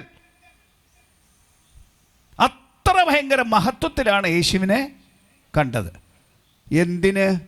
ജാതികളുടെ അപ്പോസ്തലനായി ഒരുത്തനെ വിളിക്കാൻ. മറുരൂപ മനയിലെ പ്രത്യക്ഷത വലിയ കാര്യത്തിന് വേണ്ടിയായിരുന്നു. അവിടെ സംഭാഷണത്തിന് ചില ആളുകൾ വന്നു, ചർച്ചയ്ക്ക്. വേറെ 2 പേര് വന്നു. അവർ മേലെ ജീവികളാണ്, മനുഷ്യരാണ്, പക്ഷേ ഇവിടുത്തെ ജീവിതമൊക്കെ കഴിഞ്ഞു പോയവരാണ്. എന്താണ് അവർ ചർച്ച ചെയ്ത കാര്യം? യെരുശലേമിൽ യേശു അനുഭവിക്കാനുള്ള മരണത്തെക്കുറിച്ചാണ് ചർച്ച ചെയ്യുന്നത്. എന്നിട്ടാണ് മേലോകത്ത് ഈ ശബ്ദമുണ്ടാകുന്നത്, ഇവൻ എൻ്റെ പ്രിയപുത്രൻ, ഇവന് ചെവി കൊടുപ്പീൻ, പറയുന്ന കാര്യം കേൾക്കുവീൻ. അവൻ മരിക്കുന്നു എന്ന് പറയുന്നത് സത്യമാണ്, ദൈവത്തിൻ്റെ പദ്ധതിയാണ്. വലിയ രക്ഷണ്യ പദ്ധതി സ്വർഗം വെളിപ്പെടുത്താൻ വന്നപ്പോഴും കണ്ടത് ഭയങ്കര മഹത്വം. ജാതികളുടെ അപ്പോസ്തലനായി ഒരുത്തനെ വിളിപ്പിക്കാൻ വന്നപ്പോഴും ഭയങ്കര മഹത്വത്തിൽ പ്രത്യക്ഷപ്പെട്ടു. വെളിപ്പാട് പുസ്തകം 1-ാം അധ്യായം. അന്ത്യകാലം മുഴുവൻ യോഹന്നാന് വെളിപ്പെടുത്തി കൊടുക്കാൻ യേശു ഒന്ന് പ്രത്യക്ഷപ്പെട്ടു. 1-ാം അധ്യായത്തിന്റെ 14-ാം വാക്യം, അതിന്റെ 16-ാം വാക്യം. ഈ വെളിപ്പാട് പുസ്തകം. വെളുത്ത പഞ്ഞി പോലെ ഹിമത്തോളം വെള്ളയും, അവന്റെ കണ്ണ് അഗ്നിജ്വാലക്കൊത്തതും. 16-ാം വാക്യം, അവന്റെ മുഖം സൂര്യൻ ശക്തിയോടെ പ്രകാശിക്കുന്നത് പോലെയുമായിരുന്നു. നോക്കൂ, യേശുവും മഹത്വത്തിൽ വന്നപ്പോ ഈ വലിയ പ്രഭാവമല്ലേ കണ്ടത്. സാധാരണ യേശു അല്ലായിരുന്നല്ലോ, അടുത്തെല്ലാം പറ്റിയ ആളല്ലായിരുന്നല്ലോ, വലിയ മഹത്വത്തിൻ്റെ ആൾ. ഇനി പരിശുദ്ധാത്മാവ് ഇറങ്ങി വന്നു. പ്രവൃത്തി പുസ്തകം 2-ാം അധ്യായത്തിൻ്റെ 3-ാം വാക്യം 4-ാം വാക്യം. അഗ്നിജ്വാല പോലെ പിളർന്നിരിക്കുന്ന നാവുകൾ അവർക്ക് പ്രത്യക്ഷമായി, അവരിൽ ഓരോരുത്തന്റെ മേൽ പതിഞ്ഞു. 120 പേരെ യേശു പറഞ്ഞ അനുസരിച്ച് പിതാവിൻ്റെ വാഗ്ദത്തം പ്രാപിക്കാൻ കാത്തിരിക്കുകയാണ്. പിതാവിൻ്റെ വാഗ്ദത്തം പ്രാപിക്കാൻ കാത്തിരിക്കുന്ന ജനം ഇരുന്ന മുറിക്കകത്ത് 3-ാം വാക്യം വലിയ കൊടുകാറ്റ് പോലെണ്ണം ഉണ്ടായി. നാട് മൊത്തം വന്നല്ല, ആ മുറിക്കകത്ത് ഒരു അഗ്നിജ്വാല ഇങ്ങോട്ട് പ്രത്യക്ഷമായി. അഗ്നിജ്വാല പോലെ പിളർന്നിരിക്കുന്ന നാവുകൾ അവർക്ക് പ്രത്യക്ഷമായി, അവരിൽ ഓരോരുത്തൻ്റെ മേൽ പതിഞ്ഞു. ഒരു തീ വന്നിറങ്ങിയത്. ആത്മാവ് വരുന്നു എന്ന് ബോധ്യപ്പെടുത്താൻ അക്ഷരാർത്ഥത്തിൽ അവർ കാണത്തക്കവണ്ണം, ജനം കാണത്തക്കവണ്ണം ഒരു അഗ്നി വന്നിറങ്ങി. അടുത്ത വാക്യം, എല്ലാവരും പരിശുദ്ധാത്മാവ് നിറഞ്ഞവരായി. അവർക്ക് തീ കിട്ടിയെന്നല്ല പറഞ്ഞത്, എല്ലാവരും പരിശുദ്ധാത്മാവ് നിറഞ്ഞവരായി. അപ്പൊ കണ്ടില്ലേ, പിതാവിനെ കണ്ടപ്പോഴും അങ്ങനെ, പുത്രനെയും വലിയ മഹത്വത്തിൽ തീയായി സൂര്യപ്രഭയായി കണ്ടു. പരിശുദ്ധാത്മാവ് വന്നപ്പോഴും ഈ വലിയ തീയായിട്ടിറങ്ങി വന്നു. അതിൻ്റെ അർത്ഥം ഈ തീ സാധാരണ തീയല്ല, മനുഷ്യനെ മുക്കാൻ പറ്റുന്ന സാധാരണ തീ അല്ല. അങ്ങനെ തീ ഇല്ല. ഈ തീ എന്താണ്? ദൈവം എന്ന തീയാണ്. ചുരുത്തരിച്ച് പറയും, എന്താണ് ആത്മസ്നാനം? ആത്മസ്നാനം എന്നത് മനുഷ്യൻ വിചാരിക്കുന്നത് പോലെ ഇവരുടെ യോഗം നടക്കുമ്പോൾ കുറച്ച് ബഹളവും ശബ്ദകോലാഹലങ്ങളും എല്ലാം കൂടെ ഉണ്ടാകുന്നു. അപ്പം കുറേ വികാരം ഇളകും. അങ്ങനെ വികാരം ഇളകുമ്പോൾ എന്തോ 2 ഭാഷ പറയും എന്നാണ് ഒത്തിരി പേരുടെ ധാരണ. അങ്ങനല്ലിത്. അങ്ങനെയൊക്കെ ചെയ്യുന്നവരുണ്ട്. പക്ഷേ അതല്ല, അതിനപ്പുറത്തൊന്നാണ്. എന്താണ് അപ്പുറത്തുള്ളത്? ദൈവം തന്നെ, തൃത്വത്തിൽ 3-ാമനായ ദൈവം മനുഷ്യരുടെ അകത്ത് താമസിക്കാൻ ഇറങ്ങി വരുന്ന വലിയ സംഭവമാണ് ആത്മസ്നാനം. ചുമ്മാ ഒന്നും തൊട്ടിട്ട് പോകാനല്ല, ശരീരം കേവലം ഒന്നും കുലുങ്ങാൻ വേണ്ടിയല്ല, 2 ഭാഷയ്ക്കകത്ത് 2 വാക്കിൽ ഒതുക്കാൻ വേണ്ടിയല്ല. ഒന്നുകൂടെ പറയുന്നു, മഹത്വത്തിൻ്റെ ആത്മാവായ ദൈവാത്മാവ് നിങ്ങളിൽ താമസിക്കുന്നു. ദൈവം, ബലവാനായ ദൈവം, ശക്തനായ ദൈവം മനുഷ്യൻ്റെ അകത്ത് താമസിക്കാൻ, ഇതിനെ തൻ്റെ ആലയമാക്കി തീർക്കാൻ, തൻ്റെ സാന്നിധ്യം കൊണ്ട് നിറയ്ക്കാൻ ഇറങ്ങി വരുന്ന, താമസിക്കാൻ വരുന്ന വലിയ അനുഭവത്തിൻ്റെ പേരാണ് ആത്മസ്നാനം. ഈ വലിയ ദൈവം വന്നാൽ അതിൻ്റെ വ്യത്യാസം ഉണ്ടാവില്ലേ? അതിൻ്റെ അനുഭവം ഉണ്ടാവില്ലേ? വേണ്ടേ? അല്ല, മുമ്പ് പറഞ്ഞ വാക്ക് തന്നെ ഉപയോഗിക്കാം. തീയിലുള്ള സ്നാനം എന്നല്ലേ പറഞ്ഞത്? അങ്ങനെ തീയിൽ സ്നാനപ്പെടുത്തിയാൽ എന്ത് സംഭവിക്കും? അത് മനസ്സിലാക്കാൻ പിന്നെയും പാടാണ്. അപ്പോൾ എനിക്ക് പറഞ്ഞു തന്നൊരു ഉദാഹരണം, കാര്യം ശരിക്കും മനസ്സിലാക്കാൻ, ഒരു ഇരുമ്പ് കഷ്ണം എടുത്ത് തീക്കകത്തിടുക. വലിയ തീക്കകത്തിടണം. ഇട്ടാൽ അതിന് തീ പിടിക്കും. അത് തീയാവും. ഇരുമ്പാണ്, പക്ഷെ അത് തീയാവും. അതിന് തീയുടെ നിറമാവും, തീയുടെ സ്വഭാവമാവും. ഇരുമ്പ് തന്നെ, പക്ഷേ ഒന്നുകൂടെ പറയുന്നു, തീയുടെ നിറമാവും, തീയുടെ സ്വഭാവമാവും. അതാണ് ഇതിൻ്റെ സ്നാനം. അകത്തും പുറത്തും തീയായി. എന്തിനാണ് ആത്മസ്നാനം? ഞാൻ ഒന്നുകൂടെ പറയുന്നു. പള്ളി വരുമ്പോൾ യോഗത്തിന് 2 അന്യഭാഷ പറയാൻ വേണ്ടി ദൈവം തന്നൊരു സമ്പ്രദായം അല്ലിത്. ഇത് ബഹളങ്ങളും കോലാഹലങ്ങളുമല്ല. ദൈവം ഇതിനകത്തിറങ്ങി ഇതിൽ അധിവസിക്കാൻ, ഇതിനകത്ത് കുടികൊണ്ട് ഇതിനകത്ത് ജീവിക്കാൻ ആര്? അത്യുന്നതനായ ദൈവം ഇറങ്ങി വരുന്ന വലിയ അനുഭവമാണ് ഈ ആത്മസ്നാനം. ഇതിനെ കൊച്ചതായിട്ട് കാണരുത്. അതിൻ്റെ വലിപ്പം പലരും അറിഞ്ഞിട്ടില്ല. പലരും എന്തോ ഒരു കാറ്റടിച്ചു അത്രേ കണ്ടിട്ടുള്ളൂ. ഇപ്പറയുന്ന ആത്മമണ്ഡലത്തിലേക്ക് പലർക്കും പോകാൻ പറ്റിയിട്ടില്ല. നിങ്ങൾക്ക് ആത്മസ്നാനം കിട്ടിയില്ല എന്നൊന്നും ഞാൻ പറയുന്നില്ല, കിട്ടി. എന്നാലും അതിൻ്റെ അസൽ അനുഭവം വേദപുസ്തകം പറയുന്ന ചിത്രീകരണം അനുസരിച്ച് സംഭവിച്ചോ ഇല്ലയോ എന്നൊന്ന് നോക്കൂ. ഞാൻ ഒന്നുകൂടെ പറയുന്നു. മനുഷ്യനെ ദൈവാനുരൂപമാക്കി തീർക്കാൻ വന്നതല്ലേ ദൈവാത്മാവ്? അതല്ലേ? ക്രിസ്തുവിൻ്റെ സ്വഭാവം തരാനല്ല വന്നതല്ലേ? ക്രിസ്തുവിൻ്റെ ആത്മാവുള്ളവൻ അവനുള്ളവനാണ്. പാപത്തിൻ്റെ മേൽ ജയം തരാൻ വന്നത് ദൈവത്തിൻ്റെ ആത്മാവാണ്. ദൈവത്തിൻ്റെ മനസ്സ് വെളിപ്പെടുത്തി തരാൻ വന്നത് ദൈവത്തിൻ്റെ ആത്മാവാണ്. അപ്പം അങ്ങനെ ദൈവം ഇതിനകത്ത് താമസിക്കാൻ ഇറങ്ങി വരുന്ന വലിയ സംഭവമാണിത് എന്ന് പറയുമ്പോൾ ആ ഒരു മണ്ഡലത്തെക്കുറിച്ച് ഒരല്പം കൂടെ പറയുന്നു. ആത്മസ്നാനം വചനത്തിൽ ചില വാക്യം എടുത്തിട്ട് പറയാം. പരിശുദ്ധാത്മാവ് അങ്ങനെ വന്നാൽ എന്തെല്ലാം സംഭവിക്കണം? യോഹന്നാന്റെ സുവിശേഷം 16-ാം അധ്യായം 8-ാം വാക്യം. യോഹന്നാൻ 16:8. അവൻ വന്നു പാപത്തെക്കുറിച്ചും നീതിയെക്കുറിച്ചും ന്യായവിധിയെക്കുറിച്ചും ലോകത്തിന് ബോധം വരുത്തും. പരിശുദ്ധാത്മാവിന് ചെയ്യാനുള്ള കാര്യം പാപത്തെക്കുറിച്ചും നീതിയെക്കുറിച്ചും ന്യായവിധിയെക്കുറിച്ചും ലോകത്തിന് ബോധം വരുത്തും എന്ന് പറഞ്ഞാൽ ആളുകളുടെ പൊതുവെയുള്ള ധാരണ പാപം ചെയ്ത് കഴിയുമ്പോൾ പരിശുദ്ധാത്മാവ് എടോ തനിക്ക് തെറ്റുപറ്റി എന്ന് പറയും എന്നാണ് ആളുകൾ ധരിച്ചു വെച്ചിരിക്കുന്നത്, അല്ലേ? സ്തോത്രം.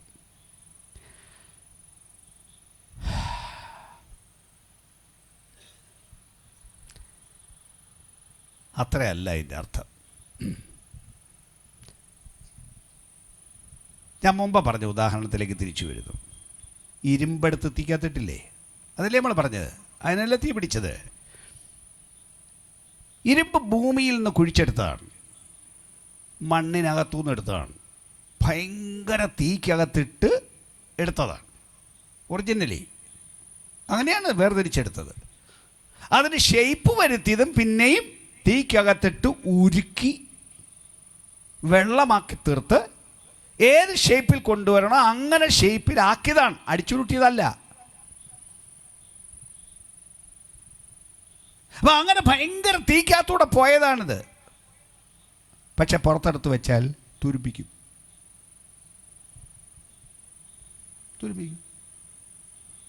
തുരുമ്പ് പിടിക്കാതിരിക്കാൻ നമ്മൾ പെയിൻറ് ചെയ്യും. കുറച്ച് കഴിയുമ്പോൾ പിന്നെ തുരുമ്പിക്കും. എന്നാൽ എന്നോട് പറഞ്ഞൊരു വാക്ക് ഞാനങ്ങ് പറയാം. ഇതിന് തുരുമ്പ് പിടിക്കാതിരിക്കാൻ ഇതിനെ സ്ഥിരം തീക്കകത്തിട്ടേക്കോ. സ്ഥിരം തീക്കകത്തിട്ടാൽ തുരുമ്പിങ്ങോട്ട് വരുമ്പോഴത്തേക്ക് എന്ന് വെച്ചാൽ ഈർപ്പവും പൊടിയെല്ലാം കൂടെ ചേർന്നല്ലേ ഈ തുരുമ്പുണ്ടാകുന്നത്. ഈർപ്പം ഇങ്ങോട്ട് വരുമ്പോഴത്തേക്ക് തീ ചാടി പിടിച്ചതിനെ ദഹിപ്പിച്ച് കളയും. പൊടി വന്നാലും തീ ദഹിപ്പിച്ച് കളയും. അതിനെ കീടമില്ലാതെ, ഒന്നുകൂടെ പറഞ്ഞത്, തുരുമ്പില്ലാതെ കീടമില്ലാതെ കാക്കാൻ പറ്റിയ സ്ഥലം തീയാണ്. ഈ ജഡം, നമ്മൾ കഴിഞ്ഞ ദിവസം പറഞ്ഞ ജഡം, ഇതിനകത്ത് കുഴപ്പമുണ്ട്. ഇതിനകത്ത് ചിന്തകളും വികാരങ്ങളുമുണ്ട്. ഇത് കാണുന്ന കാര്യങ്ങളുണ്ട്. കാണുന്നതെല്ലാം നല്ല കാര്യമല്ല, എല്ലാം നമുക്ക് ഗുണം വരുത്തുന്ന കാര്യമല്ല. ഇതിന് കേടുവരുത്തുന്ന ഒരുപാട് സാധനങ്ങൾ ഭൂമിയിലുണ്ട്. ഇതിൻ്റെ എന്താ പറയേണ്ടത്, അതിൻ്റെ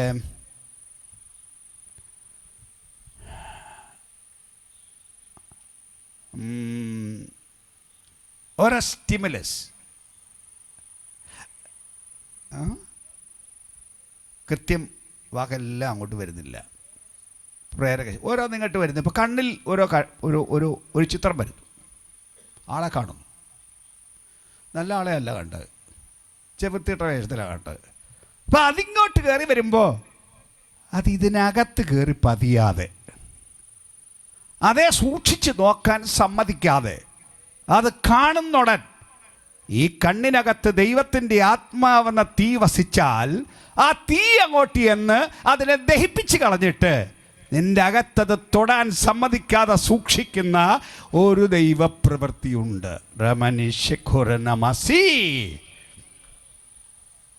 ഹേയ്, നീ ദൈവപൈതലാണ്, നോക്കിപ്പോരുത്. ശരീരം മുഴുവൻ വസിക്കുന്ന തീയല്ലേ? ആത്മാവിറങ്ങി മൊത്തം ശരീരത്തിലേക്കല്ലേ വരുന്നത്? ആളുകൾ എവിടെയാണ് ആത്മാവ് വരുന്നതെന്നേ? ഏതെങ്കിലും ഒരു പ്രത്യേക ഭാഗത്തേക്കാണോ ആത്മാവ് വരുന്നത്? നാക്കിലേക്കാണോ ആത്മാവ് വരുന്നത്? അല്ല. ഒന്നുകൂടെ വേണേ തെളിച്ച് പറയാം. നിങ്ങൾക്ക് ജീവനില്ലേ? എവിടെയാണ് നിങ്ങളുടെ ജീവൻ?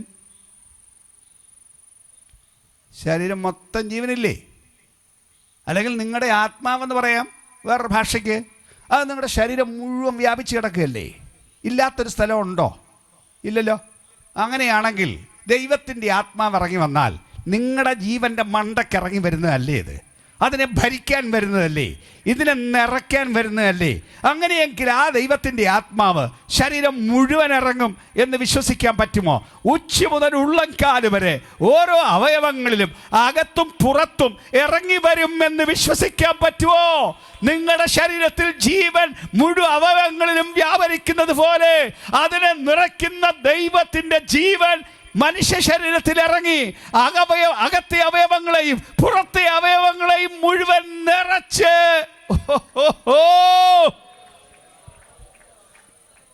ഭരിക്കാൻ വന്നതാണ് ദൈവത്തിൻ്റെ ആത്മാവ്. സ്തോത്രം. ഫോണിൽ ഓരോ സാധനം അങ്ങോട്ട് റോൾ ചെയ്ത് വിടുമ്പോൾ ദൈവത്തിൻ്റെ ആത്മാവ് പറയും, കൈയോട് പറയും, തൊട്ടുപോരുത്. ഇന്നത്തെ കാലത്തെ ഭാഷയ്ക്ക് പറയാണ്, കമ്പ്യൂട്ടറിൻ്റെ മൗസേ അങ്ങോട്ടും തിരിച്ച് ഇങ്ങോട്ടും തിരിച്ച് ഓരോ സൈറ്റിലേക്ക് പോകുമ്പോൾ അകത്ത് തീ വസിക്കുന്നവനോട് ഈ കയ്യിലകത്ത് വസിക്കുന്ന ദൈവസാന്നിധ്യം പറയും, നീ ദൈവത്തിൻ്റെ പൈതലാണ്, അത് ക്ലിക്ക് ചെയ്യാൻ പാടില്ല.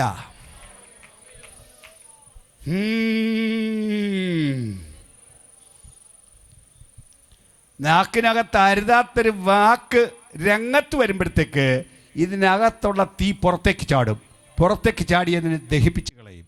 എല്ലാ തിന്മയെയും ദഹിപ്പിക്കുന്ന ഒരാത്മവ്യാപാരം ശരീരത്തിനകത്ത് കുടികൊള്ളുന്ന ആത്മാവിൻ്റെ പ്രവൃത്തിയാണ് ഇത് പറയുന്നത്. അതിൻ്റെ അർത്ഥം ഓരോ സമയത്തും പാപം ചെയ്ത് കുഴപ്പം കാണിക്കുമ്പോൾ തെറ്റുപറ്റിപ്പോയി ക്ഷമയോദിക്ക് എന്ന് പറയാനല്ല. 1 യോഹന്നാൻ 3-ാം അധ്യായത്തിൻ്റെ 9-ാം വാക്യം വിശ്വസിക്കാനും അംഗീകരിക്കാനും ആളുകൾക്ക് വിഷമമുണ്ടെന്ന് എനിക്കറിയാം. പക്ഷെ വാക്യം ഒന്ന് വായിച്ചു കേൾക്കുമോ? 1 യോഹന്നാൻ 3-ാം അധ്യായത്തിൻ്റെ 9-ാം വാക്യം. ദൈവത്തിൽ നിന്ന് ജനിച്ചവൻ ആരും പാപം ചെയ്യുന്നില്ല, അവന്റെ വിത്ത് അവനിൽ വസിക്കുന്നു. ആ മൈക്ക് ഓണാണോ? ആ വായിക്കൂ. ദൈവത്തിൽ നിന്ന് ജനിച്ചവൻ ആരും പാപം ചെയ്യുന്നില്ല, അവന്റെ വിത്ത് അവനിൽ വസിക്കുന്നു.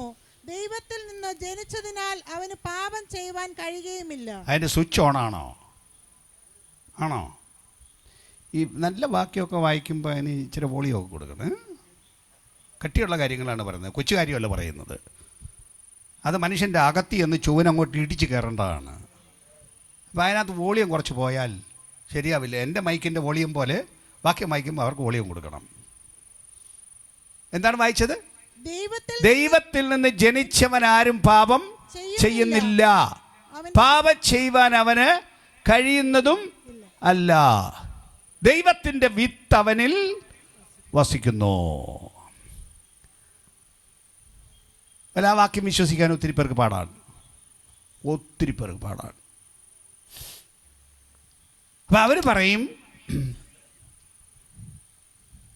മനുഷ്യൻ പാപം ചെയ്ത് പോവും. മനുഷ്യനാണോ പാപം ചെയ്ത് പോവും. അതുകൊണ്ട് ദൈവത്തിൽ ജനിച്ചവനാരും പാപം ചെയ്യുന്നില്ല എന്ന് പറയാൻ പറ്റില്ല.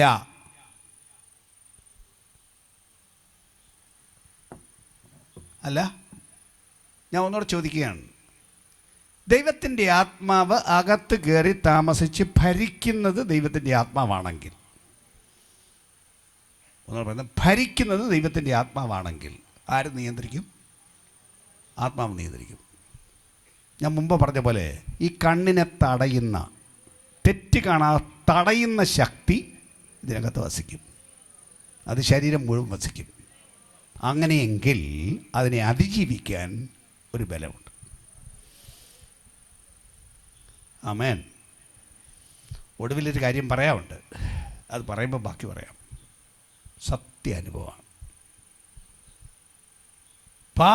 കൂടെ തെള്ളിയിട്ട് നമ്മളെ വീഴ്ത്തി ഒരു ദിവസം അയാൾ മണ്ടേ വീഴും, പിറ്റേ ദിവസം നമ്മൾ മണ്ടയ്ക്ക് വീഴും.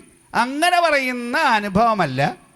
പാപത്തെ പിടിച്ച് നിലത്ത് തള്ളിയിട്ട് അതിൻ്റെ മണ്ടയ്ക്കൂടെ കയറി ചവിട്ടിക്കൊണ്ട്, പാപമേ നിനക്കെൻ്റെ മേൽ അധികാരമില്ല, പിശാചേ നിനക്കെൻ്റെ മേൽ അധികാരമില്ല, ദൈവത്തിൻ്റെ ആത്മാവ് എന്നിൽ വസിക്കുന്നു, എനിക്ക് പാപത്തിൻ്റെ മേൽ പൂർണ്ണ ജയമുണ്ട് എന്ന്. അങ്ങനെയല്ലേ പൗലോസ് വിളിച്ച് പറഞ്ഞത്? എന്തൊന്നെല്ലാം വന്നാലും, ആകാശം വന്നാലും, ഭൂമി വന്നാലും, ദൂതന്മാർ വന്നാലും, വാഴ്ചകൾ വന്നാലും, അധികാരം വന്നാലും, പട്ടിണി വന്നാലും, നഗ്നത വന്നാലും, ആരെല്ലാം എതിരെ വന്നാലും ക്രിസ്തുവിനുള്ള സ്നേഹത്തിൽ നിന്ന് ഞങ്ങളെ വേർതിരിപ്പാൻ കഴിയുകയില്ല എന്നല്ല വിളിച്ച് പറഞ്ഞത്. ക്രിസ്തുവിനെപ്പോഴും ഞങ്ങളെ ജയ ഉത്സവമായി നടത്തുന്ന ദൈവത്തിന് സ്തോത്രം. വല്ലപ്പോഴും ജയം കിട്ടുന്നതല്ല, എപ്പോഴും ജയ ഉത്സവമായി നടത്തുന്ന ദൈവത്തിന് സ്തോത്രം. പാപത്തിന് മേൽ ജയം വേണോ? അങ്ങനെ തീ ഇറങ്ങണം. ഇതിനെ ചൂട്ടുകളയണം.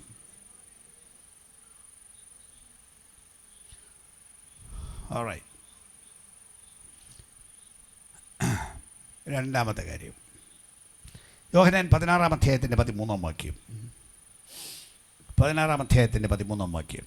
സത്യത്തിന്റെ ആത്മാവ് വരുമ്പോഴോ അവൻ നിങ്ങളെ സകല സത്യത്തിലും വഴി നടത്തും. പരിശുദ്ധാത്മാവിന്റെ പ്രവൃത്തിയെക്കുറിച്ചാണല്ലോ പറഞ്ഞിരിക്കുന്നത്. അവൻ നിങ്ങളെ സകല സത്യത്തിലും വഴി നടത്തും എന്ന് പറഞ്ഞാൽ, ഇപ്പം രാത്രിയാണ്,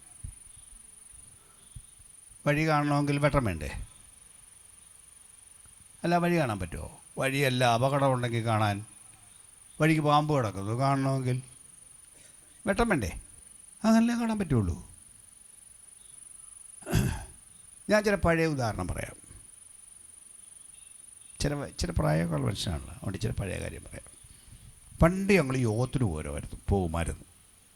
ഇപ്പോഴും യോഗത്തിന് പോകും. എന്നാൽ പണ്ട് പോകുന്ന കാര്യം പറയുകയാണ്. അന്ന് പോകുമ്പോഴേ ഇന്നത്തെ പോലെ തെരുവിളക്കില്ല. വിദ്യുച്ഛക്തി നമ്മുടെ നാട്ടിലങ്ങനെ മിക്കയിടത്തും വന്നിട്ടില്ല. ഇന്നത്തെ പോലെ ടോർച്ചും കൊണ്ട് പോകാൻ എല്ലാവർക്കും ടോർച്ച് വാങ്ങിക്കാനുള്ള കാശ് ഇല്ല. പിന്നെ അന്നുള്ളത് റാന്തൽ വിളക്കാണ്. ആ റാന്തൽ വിളക്കും എല്ലാ വീട്ടിലും കാണുമെന്നും പറയാൻ പറ്റില്ല. അന്ന് യോഗത്തിന് പോയവർ പണ്ടത്തെ ആളുകളെന്ന് പറയാവോ? എങ്ങനെയാ പോയെന്ന്? ചൂട്ടും പിടിച്ചു പോയത് ഓർമ്മയുണ്ടോ? ഞാൻ ഒത്തിരി പോയിട്ടുണ്ട് അങ്ങനെ. ചൂട്ടും പിടിച്ച് യോഗത്തിന് പോയി. എന്താണ് സംഭവം? തീക്കകത്ത് വെളിച്ചമുണ്ട്. തത്വം, തീക്കകത്ത് വെളിച്ചമുണ്ട്. വലിയ തീയാണെങ്കിൽ വലിയ വെളിച്ചം, കൊച്ചു തീയാണെങ്കിൽ കൊച്ചു വെളിച്ചം. നിങ്ങളുടെ സ്റ്റൗ കത്തിച്ചാൽ വെളിച്ചമില്ലേ? തീപ്പെട്ടി വരച്ചാൽ വെളിച്ചമില്ലേ?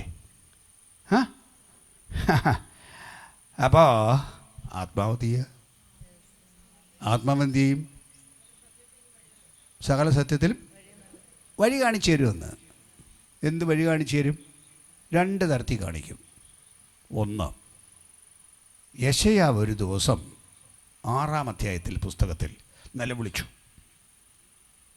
എന്താണെന്നോ? യെശയ്യാവിൻ്റെ പ്രവചനത്തിൻ്റെ ആദ്യത്തെ ഭാഗമെല്ലാം 1-ാം അധ്യായം, നീ എല്ലാം കന്നാലിയേക്കാൾ കഷ്ടമാണ്, കഴുതയേക്കാൾ കഷ്ടമാണ്.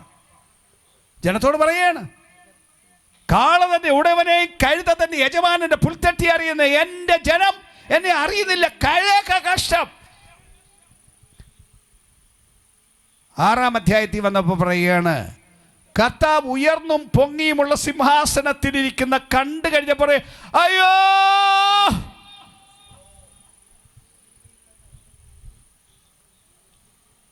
ബാക്കിയുള്ളവരെക്കാൾ മെച്ചമെന്നും എല്ലാവരെയും കുറ്റം പറഞ്ഞ് പ്രവചിച്ച പ്രവാചകൻ. പ്രവചനം സത്യമാണ്, പ്രവചനത്തിന് കുഴപ്പമൊന്നുമില്ല.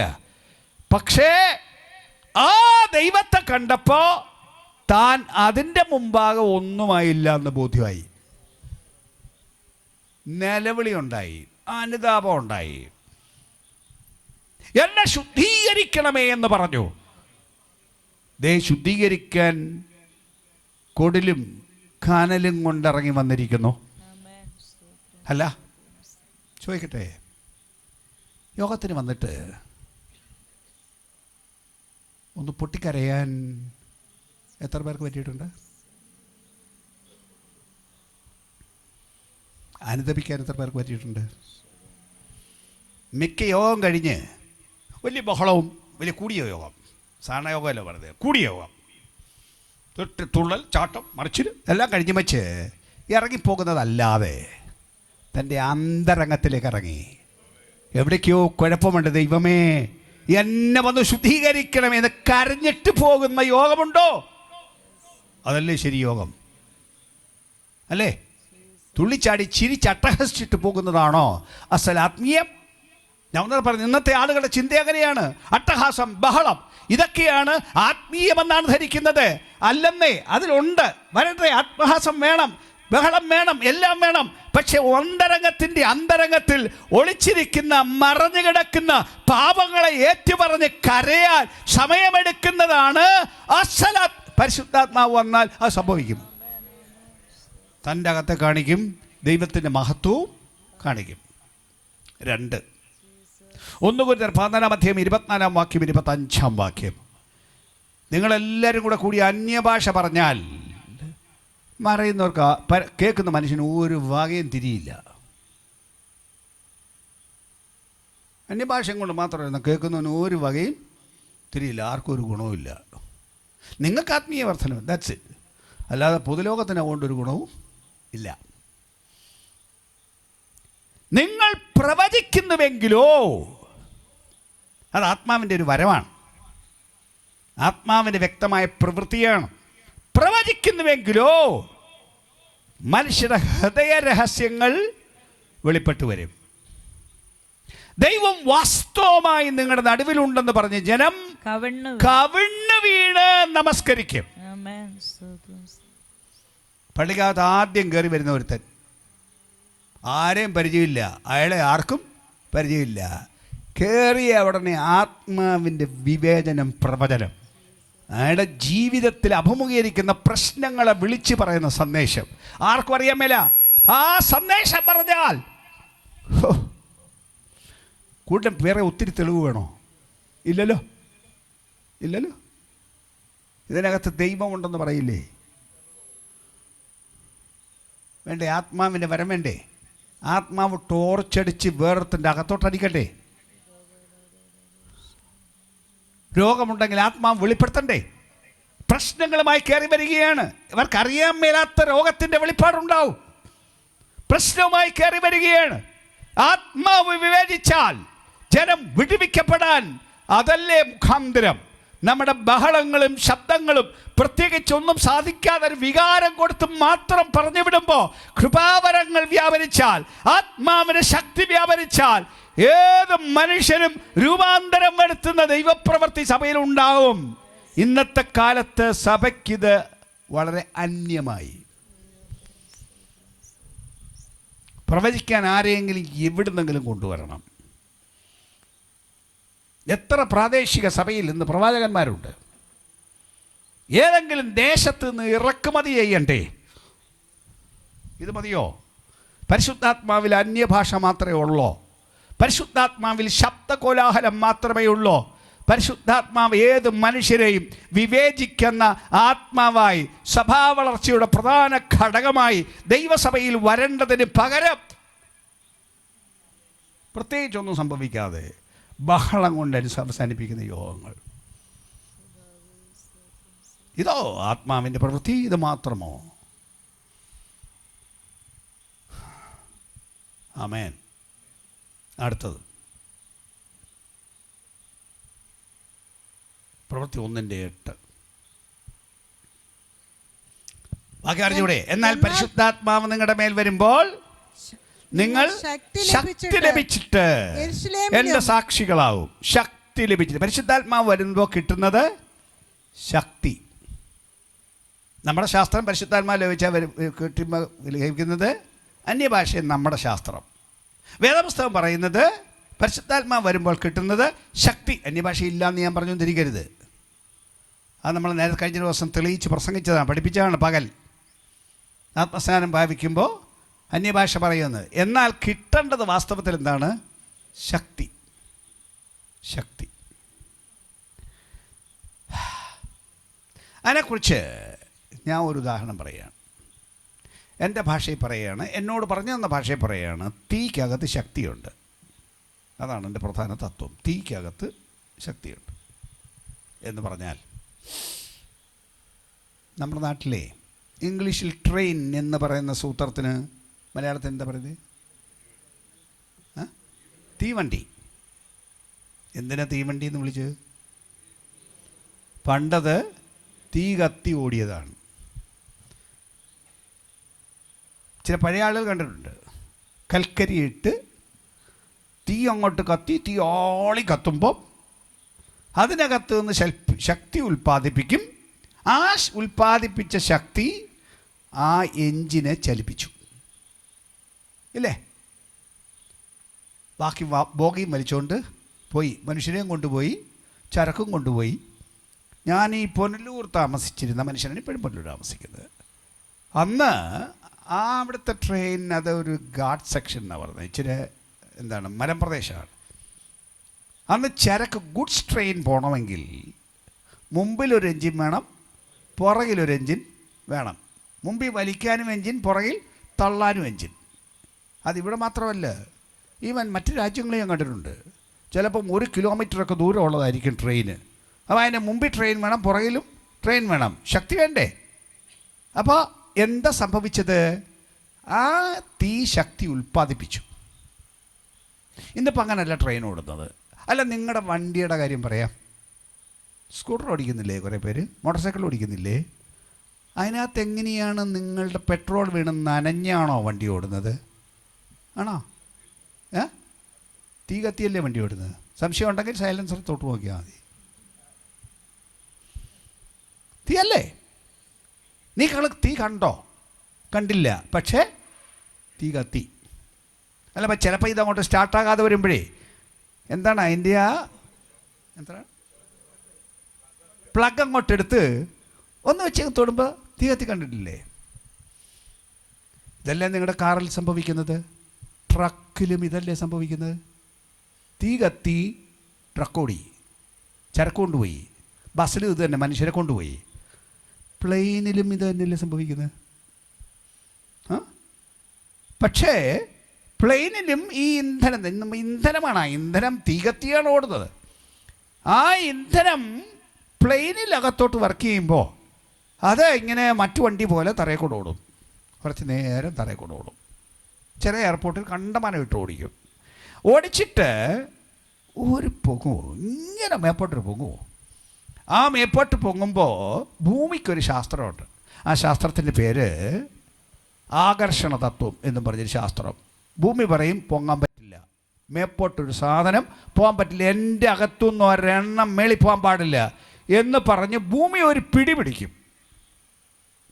വിമാനത്തിൻ്റെ എൻജിൻ പറയും, നിൻ്റെ പണി ബാക്കി എല്ലാ എൻജിൻ തിരിക്കലും ചെയ്തോളൂ, പക്ഷേ എൻ്റെ അകത്ത് വെച്ചിരിക്കുന്ന എൻജിൻ നിൻ്റെ ആകർഷണ തത്വം എന്ന നിയമത്തെ അതിജീവിക്കുന്ന, അതിനെ സസ്പെൻഡ് ചെയ്യുന്ന എൻജിനാണ് എൻ്റെ അകത്ത് വെച്ചിരിക്കുന്നത്. നിനക്കെന്നെ പിടിച്ചു നിർത്താൻ പറ്റില്ല. വഴിയുണ്ടേലും ഞാൻ പോകും, മലയുടെ മണ്ടക്കൂടെയും ഞാൻ പോകും, സമുദ്രത്തിൻ്റെ മണ്ടക്കൂടെയും ഞാൻ പോകും. എൻ്റെ അകത്ത് വെച്ചിരിക്കുന്ന എൻജിന് അതിനുള്ള ബലം തന്നിട്ടുണ്ട്. ഭൂമിയെ, നിന്റെ ആകർഷണ തത്വമേ, നീ വേറെ ഒന്നിനെയും തവേപ്പോട്ട് വിടില്ലായിരിക്കാം, പക്ഷേ എൻ്റെ അകത്ത് വെച്ചിരിക്കുന്ന എൻ്റെ മേളിൽ പോകാനുണ്ടാക്കിയ എഞ്ചിനാണ് എന്ന് ഈ ഭൂമിയിലെ ഇന്ധനത്താൽ ഓടിക്കുന്ന വിമാനം പറയുമെങ്കിൽ, ഇന്ന് ഓർഡിനറി മാത്രം നടക്കണോ? അത്ഭുതങ്ങൾ ഇന്നുണ്ടോ? അടയാളങ്ങൾ ഇന്നുണ്ടോ? വീര്യപ്രവർത്തികൾ ഇന്നുണ്ടോ? ഒന്നുമില്ലാതെ ഉണക്ക സഭ, ഒന്നും പ്രത്യേകിച്ച് സംഭവിക്കാതെ കുറേ പേര് വരുന്നു പോകുന്നു. ഇങ്ങനെ പോകുന്ന സഭയാണോ അസൽ സഭ? ഇപ്പറയുന്ന ആത്മാവ് ഇതിനകത്ത് കയറിയാൽ ഇതിനകത്ത് രോഗി സുഖമാകണ്ടേ? ഇതിനകത്ത് ഭൂതം പുറത്തു പോകണ്ടേ? ഇതിനകത്ത് അത്ഭുതങ്ങൾ നടക്കണ്ടേ? ദൈവശക്തിയുടെ വ്യാപാരം, മനുഷ്യ ശരീരങ്ങൾ തിരിച്ചറിയണ്ടേ? ഇതൊന്നുമില്ലാത്ത ഭൂമിയിലെ വെറും മനുഷ്യരായിട്ട് ജീവിക്കാനോ ദൈവത്തിൻ്റെ സഭ? ഞാൻ ചോദിക്കുന്നു, ഭൂമിയിലെ ഇന്ധനത്തിന് ഇത്ര പ്രകൃത്യാതീതമായ കാര്യങ്ങൾ ചെയ്യാൻ കഴിയുമെങ്കിൽ ഇന്നത്തെ ലോകം വിദ്യുച്ഛക്തി കൊണ്ട് ഓടുന്ന ലോകമല്ലേ? അനങ്ങണമെങ്കിൽ വിദ്യുച്ഛക്തി വേണ്ടേ? വിദ്യുച്ഛക്തിക്ക് ഈ വലിയ വലിയ കാര്യങ്ങൾ ചെയ്യാൻ പറ്റുമെങ്കിൽ എത്ര വലിയ മെഷീനും പിടിച്ച് കറക്കാൻ അതിന് പറ്റുമെങ്കിൽ ദൈവത്തിൻ്റെ ആത്മാവിന് കഴിയില്ലെന്നോ? എന്താണെന്നേ ദൈവത്തിൻ്റെ ആത്മാവ്? അല്ല, ഒരു ഭാഷയും കൂടെ പറയുകയാണ്. റോക്കറ്റ് പോന്നെ കണ്ടിട്ടുണ്ടോ? സ്പേസ് ഷട്ടിൽസ് ഭൂമിയിൽ നിന്ന് പൊങ്ങുന്നത്, അത് ടി വിയിലൊക്കെ കണ്ടിട്ടുണ്ടെങ്കിൽ തീ കത്തിക്കൊണ്ടാണ് പോകുന്നത്. ബാക്കിയുള്ളതിനും തീയൊന്നും കാണത്തില്ല, ഇതിനകത്ത് തീയും കത്തിയാണ് പോകുന്നത്. കാരണം അതിങ്ങനെ പോയിട്ട് ഇങ്ങനെ പോകാനല്ല, ഒറ്റ പൊക്കിന് മേളിൽ പോകാനാണ്. അത് വേറെ ലോകത്തെ എക്സ്പ്ലോർ ചെയ്യണം, ലോകത്തെ പോയി പരീക്ഷിക്കണം. അങ്ങനെ ഭൂമിയിലുണ്ടാക്കിയ ഈ ഗ്യാസസ് നേരെ പൊങ്ങി വേറെ മണ്ഡലങ്ങളെ താണ്ടിപ്പോകാൻ കഴിവുണ്ടെങ്കിൽ, അപ്പം കൂടുതൽ തീ ഉണ്ടെങ്കിലോ? കൂടുതൽ തീ ഉണ്ടെങ്കിൽ ആത്മലോകം എക്സ്പ്ലോർ ചെയ്യാൻ വേറെ മണ്ഡലത്തിൽ പോവില്ലേ? പാതാളമേ, നീ പ്ലാൻ ചെയ്യുന്നത് അറിയാൻ ഇതിനകത്ത് ആത്മമണ്ഡലമുള്ളവൻ വേണ്ടേ? പിശാചിൻ്റെ പദ്ധതികൾ അറിയാൻ ഇതിനകത്ത് ആള് വേണ്ടേ? ബുദ്ധിയും കൊണ്ടും നിങ്ങളുടെ കുറെ പഠിത്തവും കൊണ്ടും നടന്നാൽ മതിയോ? ആകാശമണ്ഡലം ചലിച്ചാൽ ആ മണ്ഡലം തിരിച്ചറിഞ്ഞ് അതിനെ ജീവിച്ച് അതിൻ്റെ അപ്പുറത്തേക്ക് പോകാൻ ഒരാത്മമണ്ഡലം ഉണ്ടാക്കാൻ ദൈവത്തിൻ്റെ ആത്മാവിനെ തന്നു എന്ന് ഇന്നത്തെ പെന്തിക്കോസ്തുകാരൻ മനസ്സിലാക്കാൻ മനസ്സുണ്ടോ?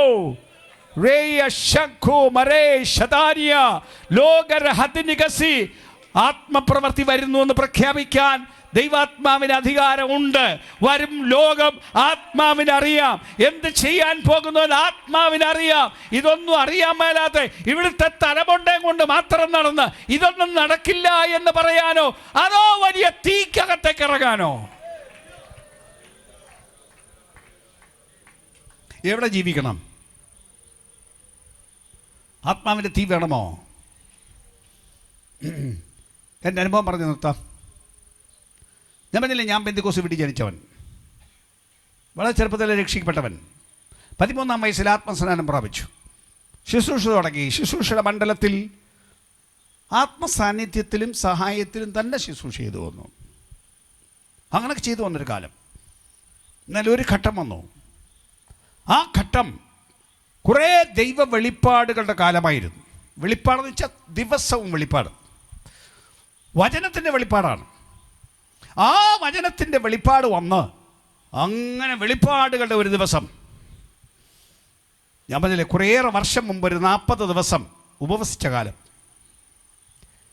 ഞാനിപ്പോൾ പ്രസംഗിച്ച ആത്മാവ് എനിക്ക് പറഞ്ഞു തന്നു. ഈ ഉദാഹരണ സഹിതം ആത്മാവ് പറഞ്ഞു തന്നു.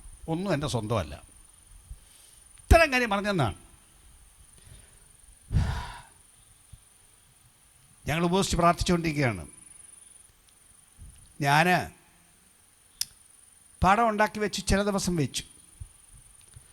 ഒരു ദിവസം രാവിലെ ഒരു യോഗമുണ്ട്, കുറച്ച് പേര് വരും. അത് വേറെ പലരും ശുശ്രൂഷിക്കാൻ അവസരം കൊടുത്തു. അന്ന് ഉച്ച കഴിഞ്ഞ് വേറെ ഒത്തിരി പേരില്ല, ഞങ്ങളുടെ 5-6 പേരേ ഉള്ളൂ, ഇരുന്ന് പ്രാർത്ഥിക്കുക. ഞാൻ എഴുന്നേറ്റ് ഈ പ്രസംഗം പ്രസംഗിച്ചു. എന്നിട്ട് ഞാൻ മുട്ടുകുത്തി, മുട്ടുമേ നിന്നു. നിന്നുമ്പോൾ ഞാൻ പറഞ്ഞു, യേശുവേ എനിക്കിത് വേണം. ഉള്ളം തുറന്നാണ് പറയുന്നത്, വിങ്ങിയാണ് പറയുന്നത്. ഞാൻ കരഞ്ഞുകൊണ്ട് പറഞ്ഞു, എനിക്കിത് വേണം. 5 മിനിറ്റ് കഴിഞ്ഞു, ഒരു തീ വന്നതിനകത്തോട്ടിറങ്ങി. ശരിക്കും എൻ്റെ ശരീരം അറിയോ, തീ വന്നിറങ്ങി. അത് ശരീരം മുഴുവൻ വ്യാപിച്ചു.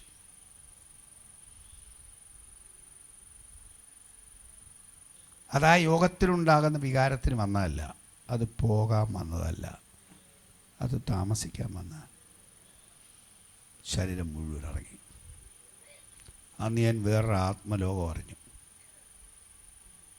അതുവരെ നമ്മളെല്ലാവരും പറയുന്ന ആത്മസ്നാനം ഞാനും അറിഞ്ഞിരുന്നു. അന്ന് ഓരോ കോശങ്ങളിലേക്കും ആത്മാവിറങ്ങി. അതിൻ്റെ വ്യാപാരം ആന്തരിക അവയവങ്ങളിലും ബാഹ്യ അവയവങ്ങളിലും വന്നു. എവിടെയും ദൈവസാന്നിധ്യം. ഈ കൈ ദൈവസാന്നിധ്യം, കാൽ ദൈവസാന്നിധ്യം, കുടൽ ദൈവസാന്നിധ്യം, ചുണ്ട് എല്ലായിടത്തും അതങ്ങ് ഇറങ്ങി, രാവും പകലും.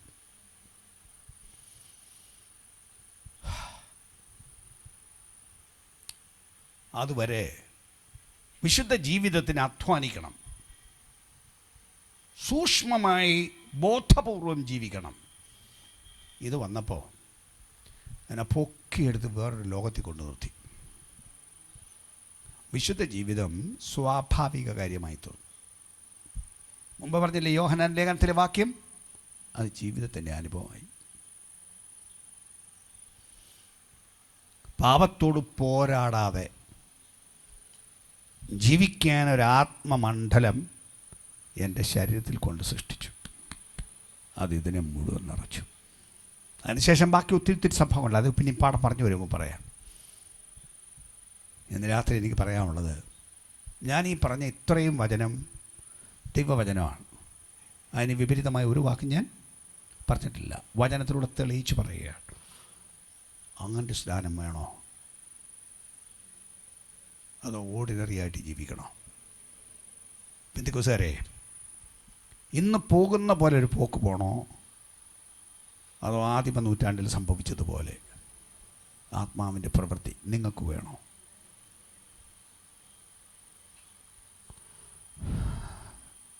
ഇതൊരാൾക്ക് വേണ്ടി വെച്ചിരിക്കുന്നതൊന്നുമല്ല. ഇതാർക്കും സൂപ്പർ സ്റ്റാറിന് വേണ്ടി ഉണ്ടാക്കിയതല്ല. വാക്തത്വം നിങ്ങൾക്കും നിങ്ങളുടെ മക്കൾക്കും നമ്മുടെ ദൈവമായ കർത്താവ് വിളിച്ചു വരുത്തുന്ന ദൂരസ്ഥന്മാരായ ഏവർക്കുമുള്ളതാണ്. ഒരാത്മവാഞ്ഛയുണ്ടോ? ആത്മലോകം എന്നറിയാൻ ആഗ്രഹമുണ്ടോ? ആത്മലോകത്തിൽ നിന്ന് പോകാൻ മനസ്സുണ്ടോ? വെറുതെ വരില്ല. ഇതിനി പാഠം വേറെ ഒത്തിരി ഉണ്ട്. ഇതിനകത്ത് മാറ്റം വരുത്തിയിട്ടേ വരുവുള്ളൂ. അല്ല ഇരിക്കുന്ന ഇരിപ്പി തീയൊന്നും ഇറങ്ങത്തില്ല. ഇരിക്കുന്ന ഇരിപ്പി തീ ഇറങ്ങിയല്ല ചുട്ടുകളയും ചിലപ്പം. ഇതിനെ ഒരുക്കിയിട്ട് വേണം ആത്മാവിനെ പ്രവൃത്തി ചെയ്യാൻ. എന്നാലും ഒരു കാര്യം ഞാൻ തറപ്പിച്ച് പറയുന്നു. റോമാലേഖനം 8-ാം അധ്യായം ആ വാക്യം കൂടെ വായിച്ചിട്ട് പോകാം. 8:12-13. നിങ്ങൾ ജഡത്തെ അനുസരിച്ച്, ഇന്നലെ ആവർത്തിച്ച് വായിച്ച വാക്യം, പറഞ്ഞ വാക്യം, നിങ്ങൾ ജഡത്തെ അനുസരിച്ച് ജീവിക്കുന്നുവെങ്കിൽ മരിക്കും നിശ്ചയം. അടുത്ത്, ആത്മാവിനാൽ ശരീരത്തിൻ്റെ പ്രവൃത്തികളെ മരിപ്പിക്കുന്നുവെങ്കിലോ നിങ്ങൾ ജീവിക്കും. എവിടെ ജയം? ആത്മാവിനാൽ ശരീരത്തിൻ്റെ പ്രവൃത്തികളെ മരിപ്പിക്കാൻ. ഇതിൻ്റെ അകത്ത് കുടികൊള്ളുന്ന തിന്മയെ അതിജീവിക്കാൻ ഈ ആത്മാവല്ലാതെ വേറൊരു വഴി ഇല്ല. നിങ്ങൾ എത്ര മിടുക്കനാണെങ്കിലും, നിങ്ങൾ എന്തോന്നെല്ലാം പഠിച്ച ആളാണെങ്കിലും, ഇതിനകത്ത് വ്യാപരിക്കുന്ന ആ തിന്മയുടെ ശക്തിയെ പിടിച്ചടക്കാൻ വേറൊന്നിനും ബലമില്ല. ഈ ആത്മാവ് അറിവോടെ അങ്ങോട്ട് ഇറങ്ങട്ടെ. ആ ശരീരത്തെ പിടിച്ചു നിർത്തി, ജഡത്തിൻ്റെ അവയവങ്ങളെ പിടിച്ചു നിർത്തി ആത്മാവിനെ അനുസരിപ്പിക്കുന്ന പ്രവൃത്തി പരിശുദ്ധാത്മാവിലുണ്ട്. ജയജീവിതം വേണോ? ആത്മമണ്ഡലത്തിൽ പോകും. മനസ്സുണ്ടോ ആത്മമണ്ഡലത്തിൽ പോകാൻ? ഞാൻ ഒന്നുകൂടെ ചോദിക്കുന്നു. അത് ഓർഡിനറി പെന്തിക്കോസ് എന്ന് പറഞ്ഞ് നടക്കണോ? അതോ ആത്മമണ്ഡലത്തിലേക്ക് ഇറങ്ങി ഈ പറഞ്ഞ ആത്മമണ്ഡല ജീവിതം വേണോ? എന്തു വേണം? ഒരു നിമിഷം ഹൃദയം ഒന്ന് വണക്കുമോ?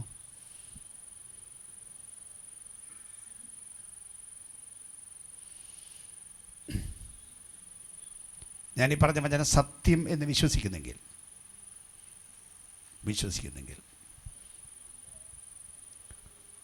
ഇതിനകത്തുനിന്നൊരു നിലവിളി ഉണ്ടാവുമോ? കയ്യിലില്ലല്ലോ, ഒരു നിലവിളി ഉണ്ടാവുമോ? ദൈവമേ, എന്നിലൊരു ക്രിയ ചെയ്ത് ഈ തീ എന്നിലൊന്ന് അയക്കണമേ. അങ്ങനത്തെ പാട്ട് കുറച്ച് കാലം ഒരാളെഴുതി. കുറേ പെന്തിക്കോസുകാർ പള്ളിയിലെ പാട്ട് പാടാൻ സമ്മതിക്കത്തില്ലായിരുന്നു. തീ പോലെ ഇറങ്ങണേന്ന് കുറേ പെന്തിക്കോസുകാർ സമ്മതിക്കത്തില്ലായിരുന്നു പാടാൻ. തീ സത്യമാണ്. ഞാൻ ഈ അനുഭവം പ്രാപിച്ച കാലത്ത് പല മനുഷ്യരെ ഞാൻ കണ്ടു. ഈ തീയുടെ അനുഭവം പ്രാപിച്ചു പലരെ ഞാൻ കണ്ടു.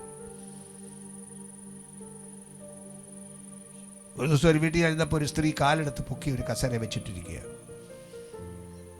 ഞാൻ ചെന്നപ്പെടും. എന്തു പറ്റി? കാല് പൊള്ളുന്നു. അവർക്കറിയില്ല എന്താ സംഭവം.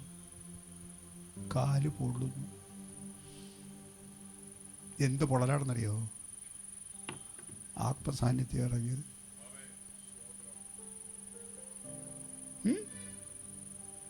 അനവധി പേരെ ഞാൻ കണ്ടു.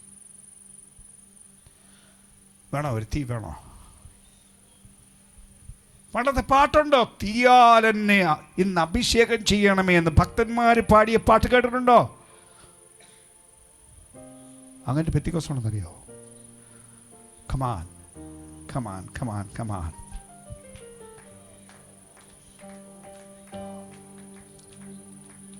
പറയാമെങ്കിൽ പറയൂ. ഒന്ന് ചോദിക്കണമെങ്കിൽ ചോദിക്കൂ.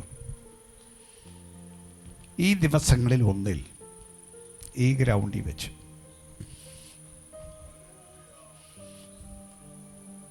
പരിശുദ്ധാത്മാവിലും തീയിലും സ്നാനം കഴിപ്പിക്കുന്ന ഒരു പ്രവൃത്തി ചിലർ സംഭവിക്കാൻ ഒരുങ്ങി വരുമോ? ഒരുങ്ങി വരുമോ? വിശ്വസിച്ച് വരുമോ? അതിന് ക്രമമുണ്ടെന്ന് അത് ഞാൻ പിന്നെ വചനത്തിലൂടെ പറയുന്നുണ്ട്. എന്നാൽ ഇന്ന് രാത്രി അന്തരംഗത്തിൽ നിന്ന് പറഞ്ഞ് ഇന്നലെ വിളിച്ച് യേശുവേ എനിക്ക് വേണം എന്നത് പറയാൻ ആളുണ്ടോ അതിനകത്ത്? ഉണ്ടോ? ഞാൻ പറഞ്ഞ വചനത്തിൻ്റെ എല്ലാം ഗൗരവം മനസ്സിലാക്കി ഓരോ വാക്കും അർത്ഥമാക്കി പറഞ്ഞാണ്. ഓരോ വാക്കും എന്നെ അങ്ങനെ സന്ദർശിക്കണമെന്ന് ഉള്ളത്തിൻ്റെ ഉള്ളിൽ എന്ന് പറയാൻ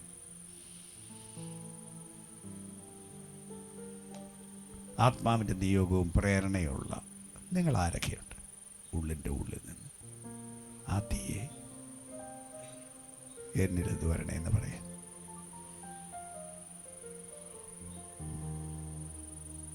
അത് പറയാൻ ആഗ്രഹമുള്ളവരുണ്ടെങ്കിൽ ഇന്ന് കൈ ഉയർത്തു. ഉള്ളവരുണ്ടെങ്കിൽ ഞാൻ പറയുന്ന സത്യം മനസ്സിലാക്കിയേക്ക്.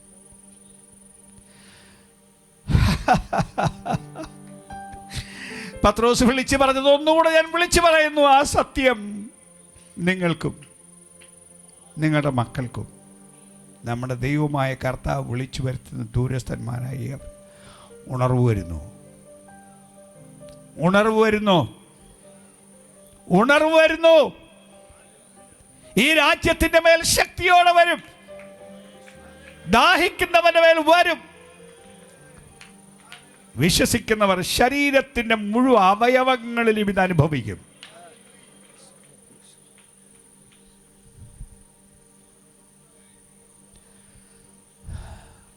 ഒന്ന് എഴുന്നേറ്റ് നിന്ന് പ്രാർത്ഥിച്ചിട്ട് പോകും.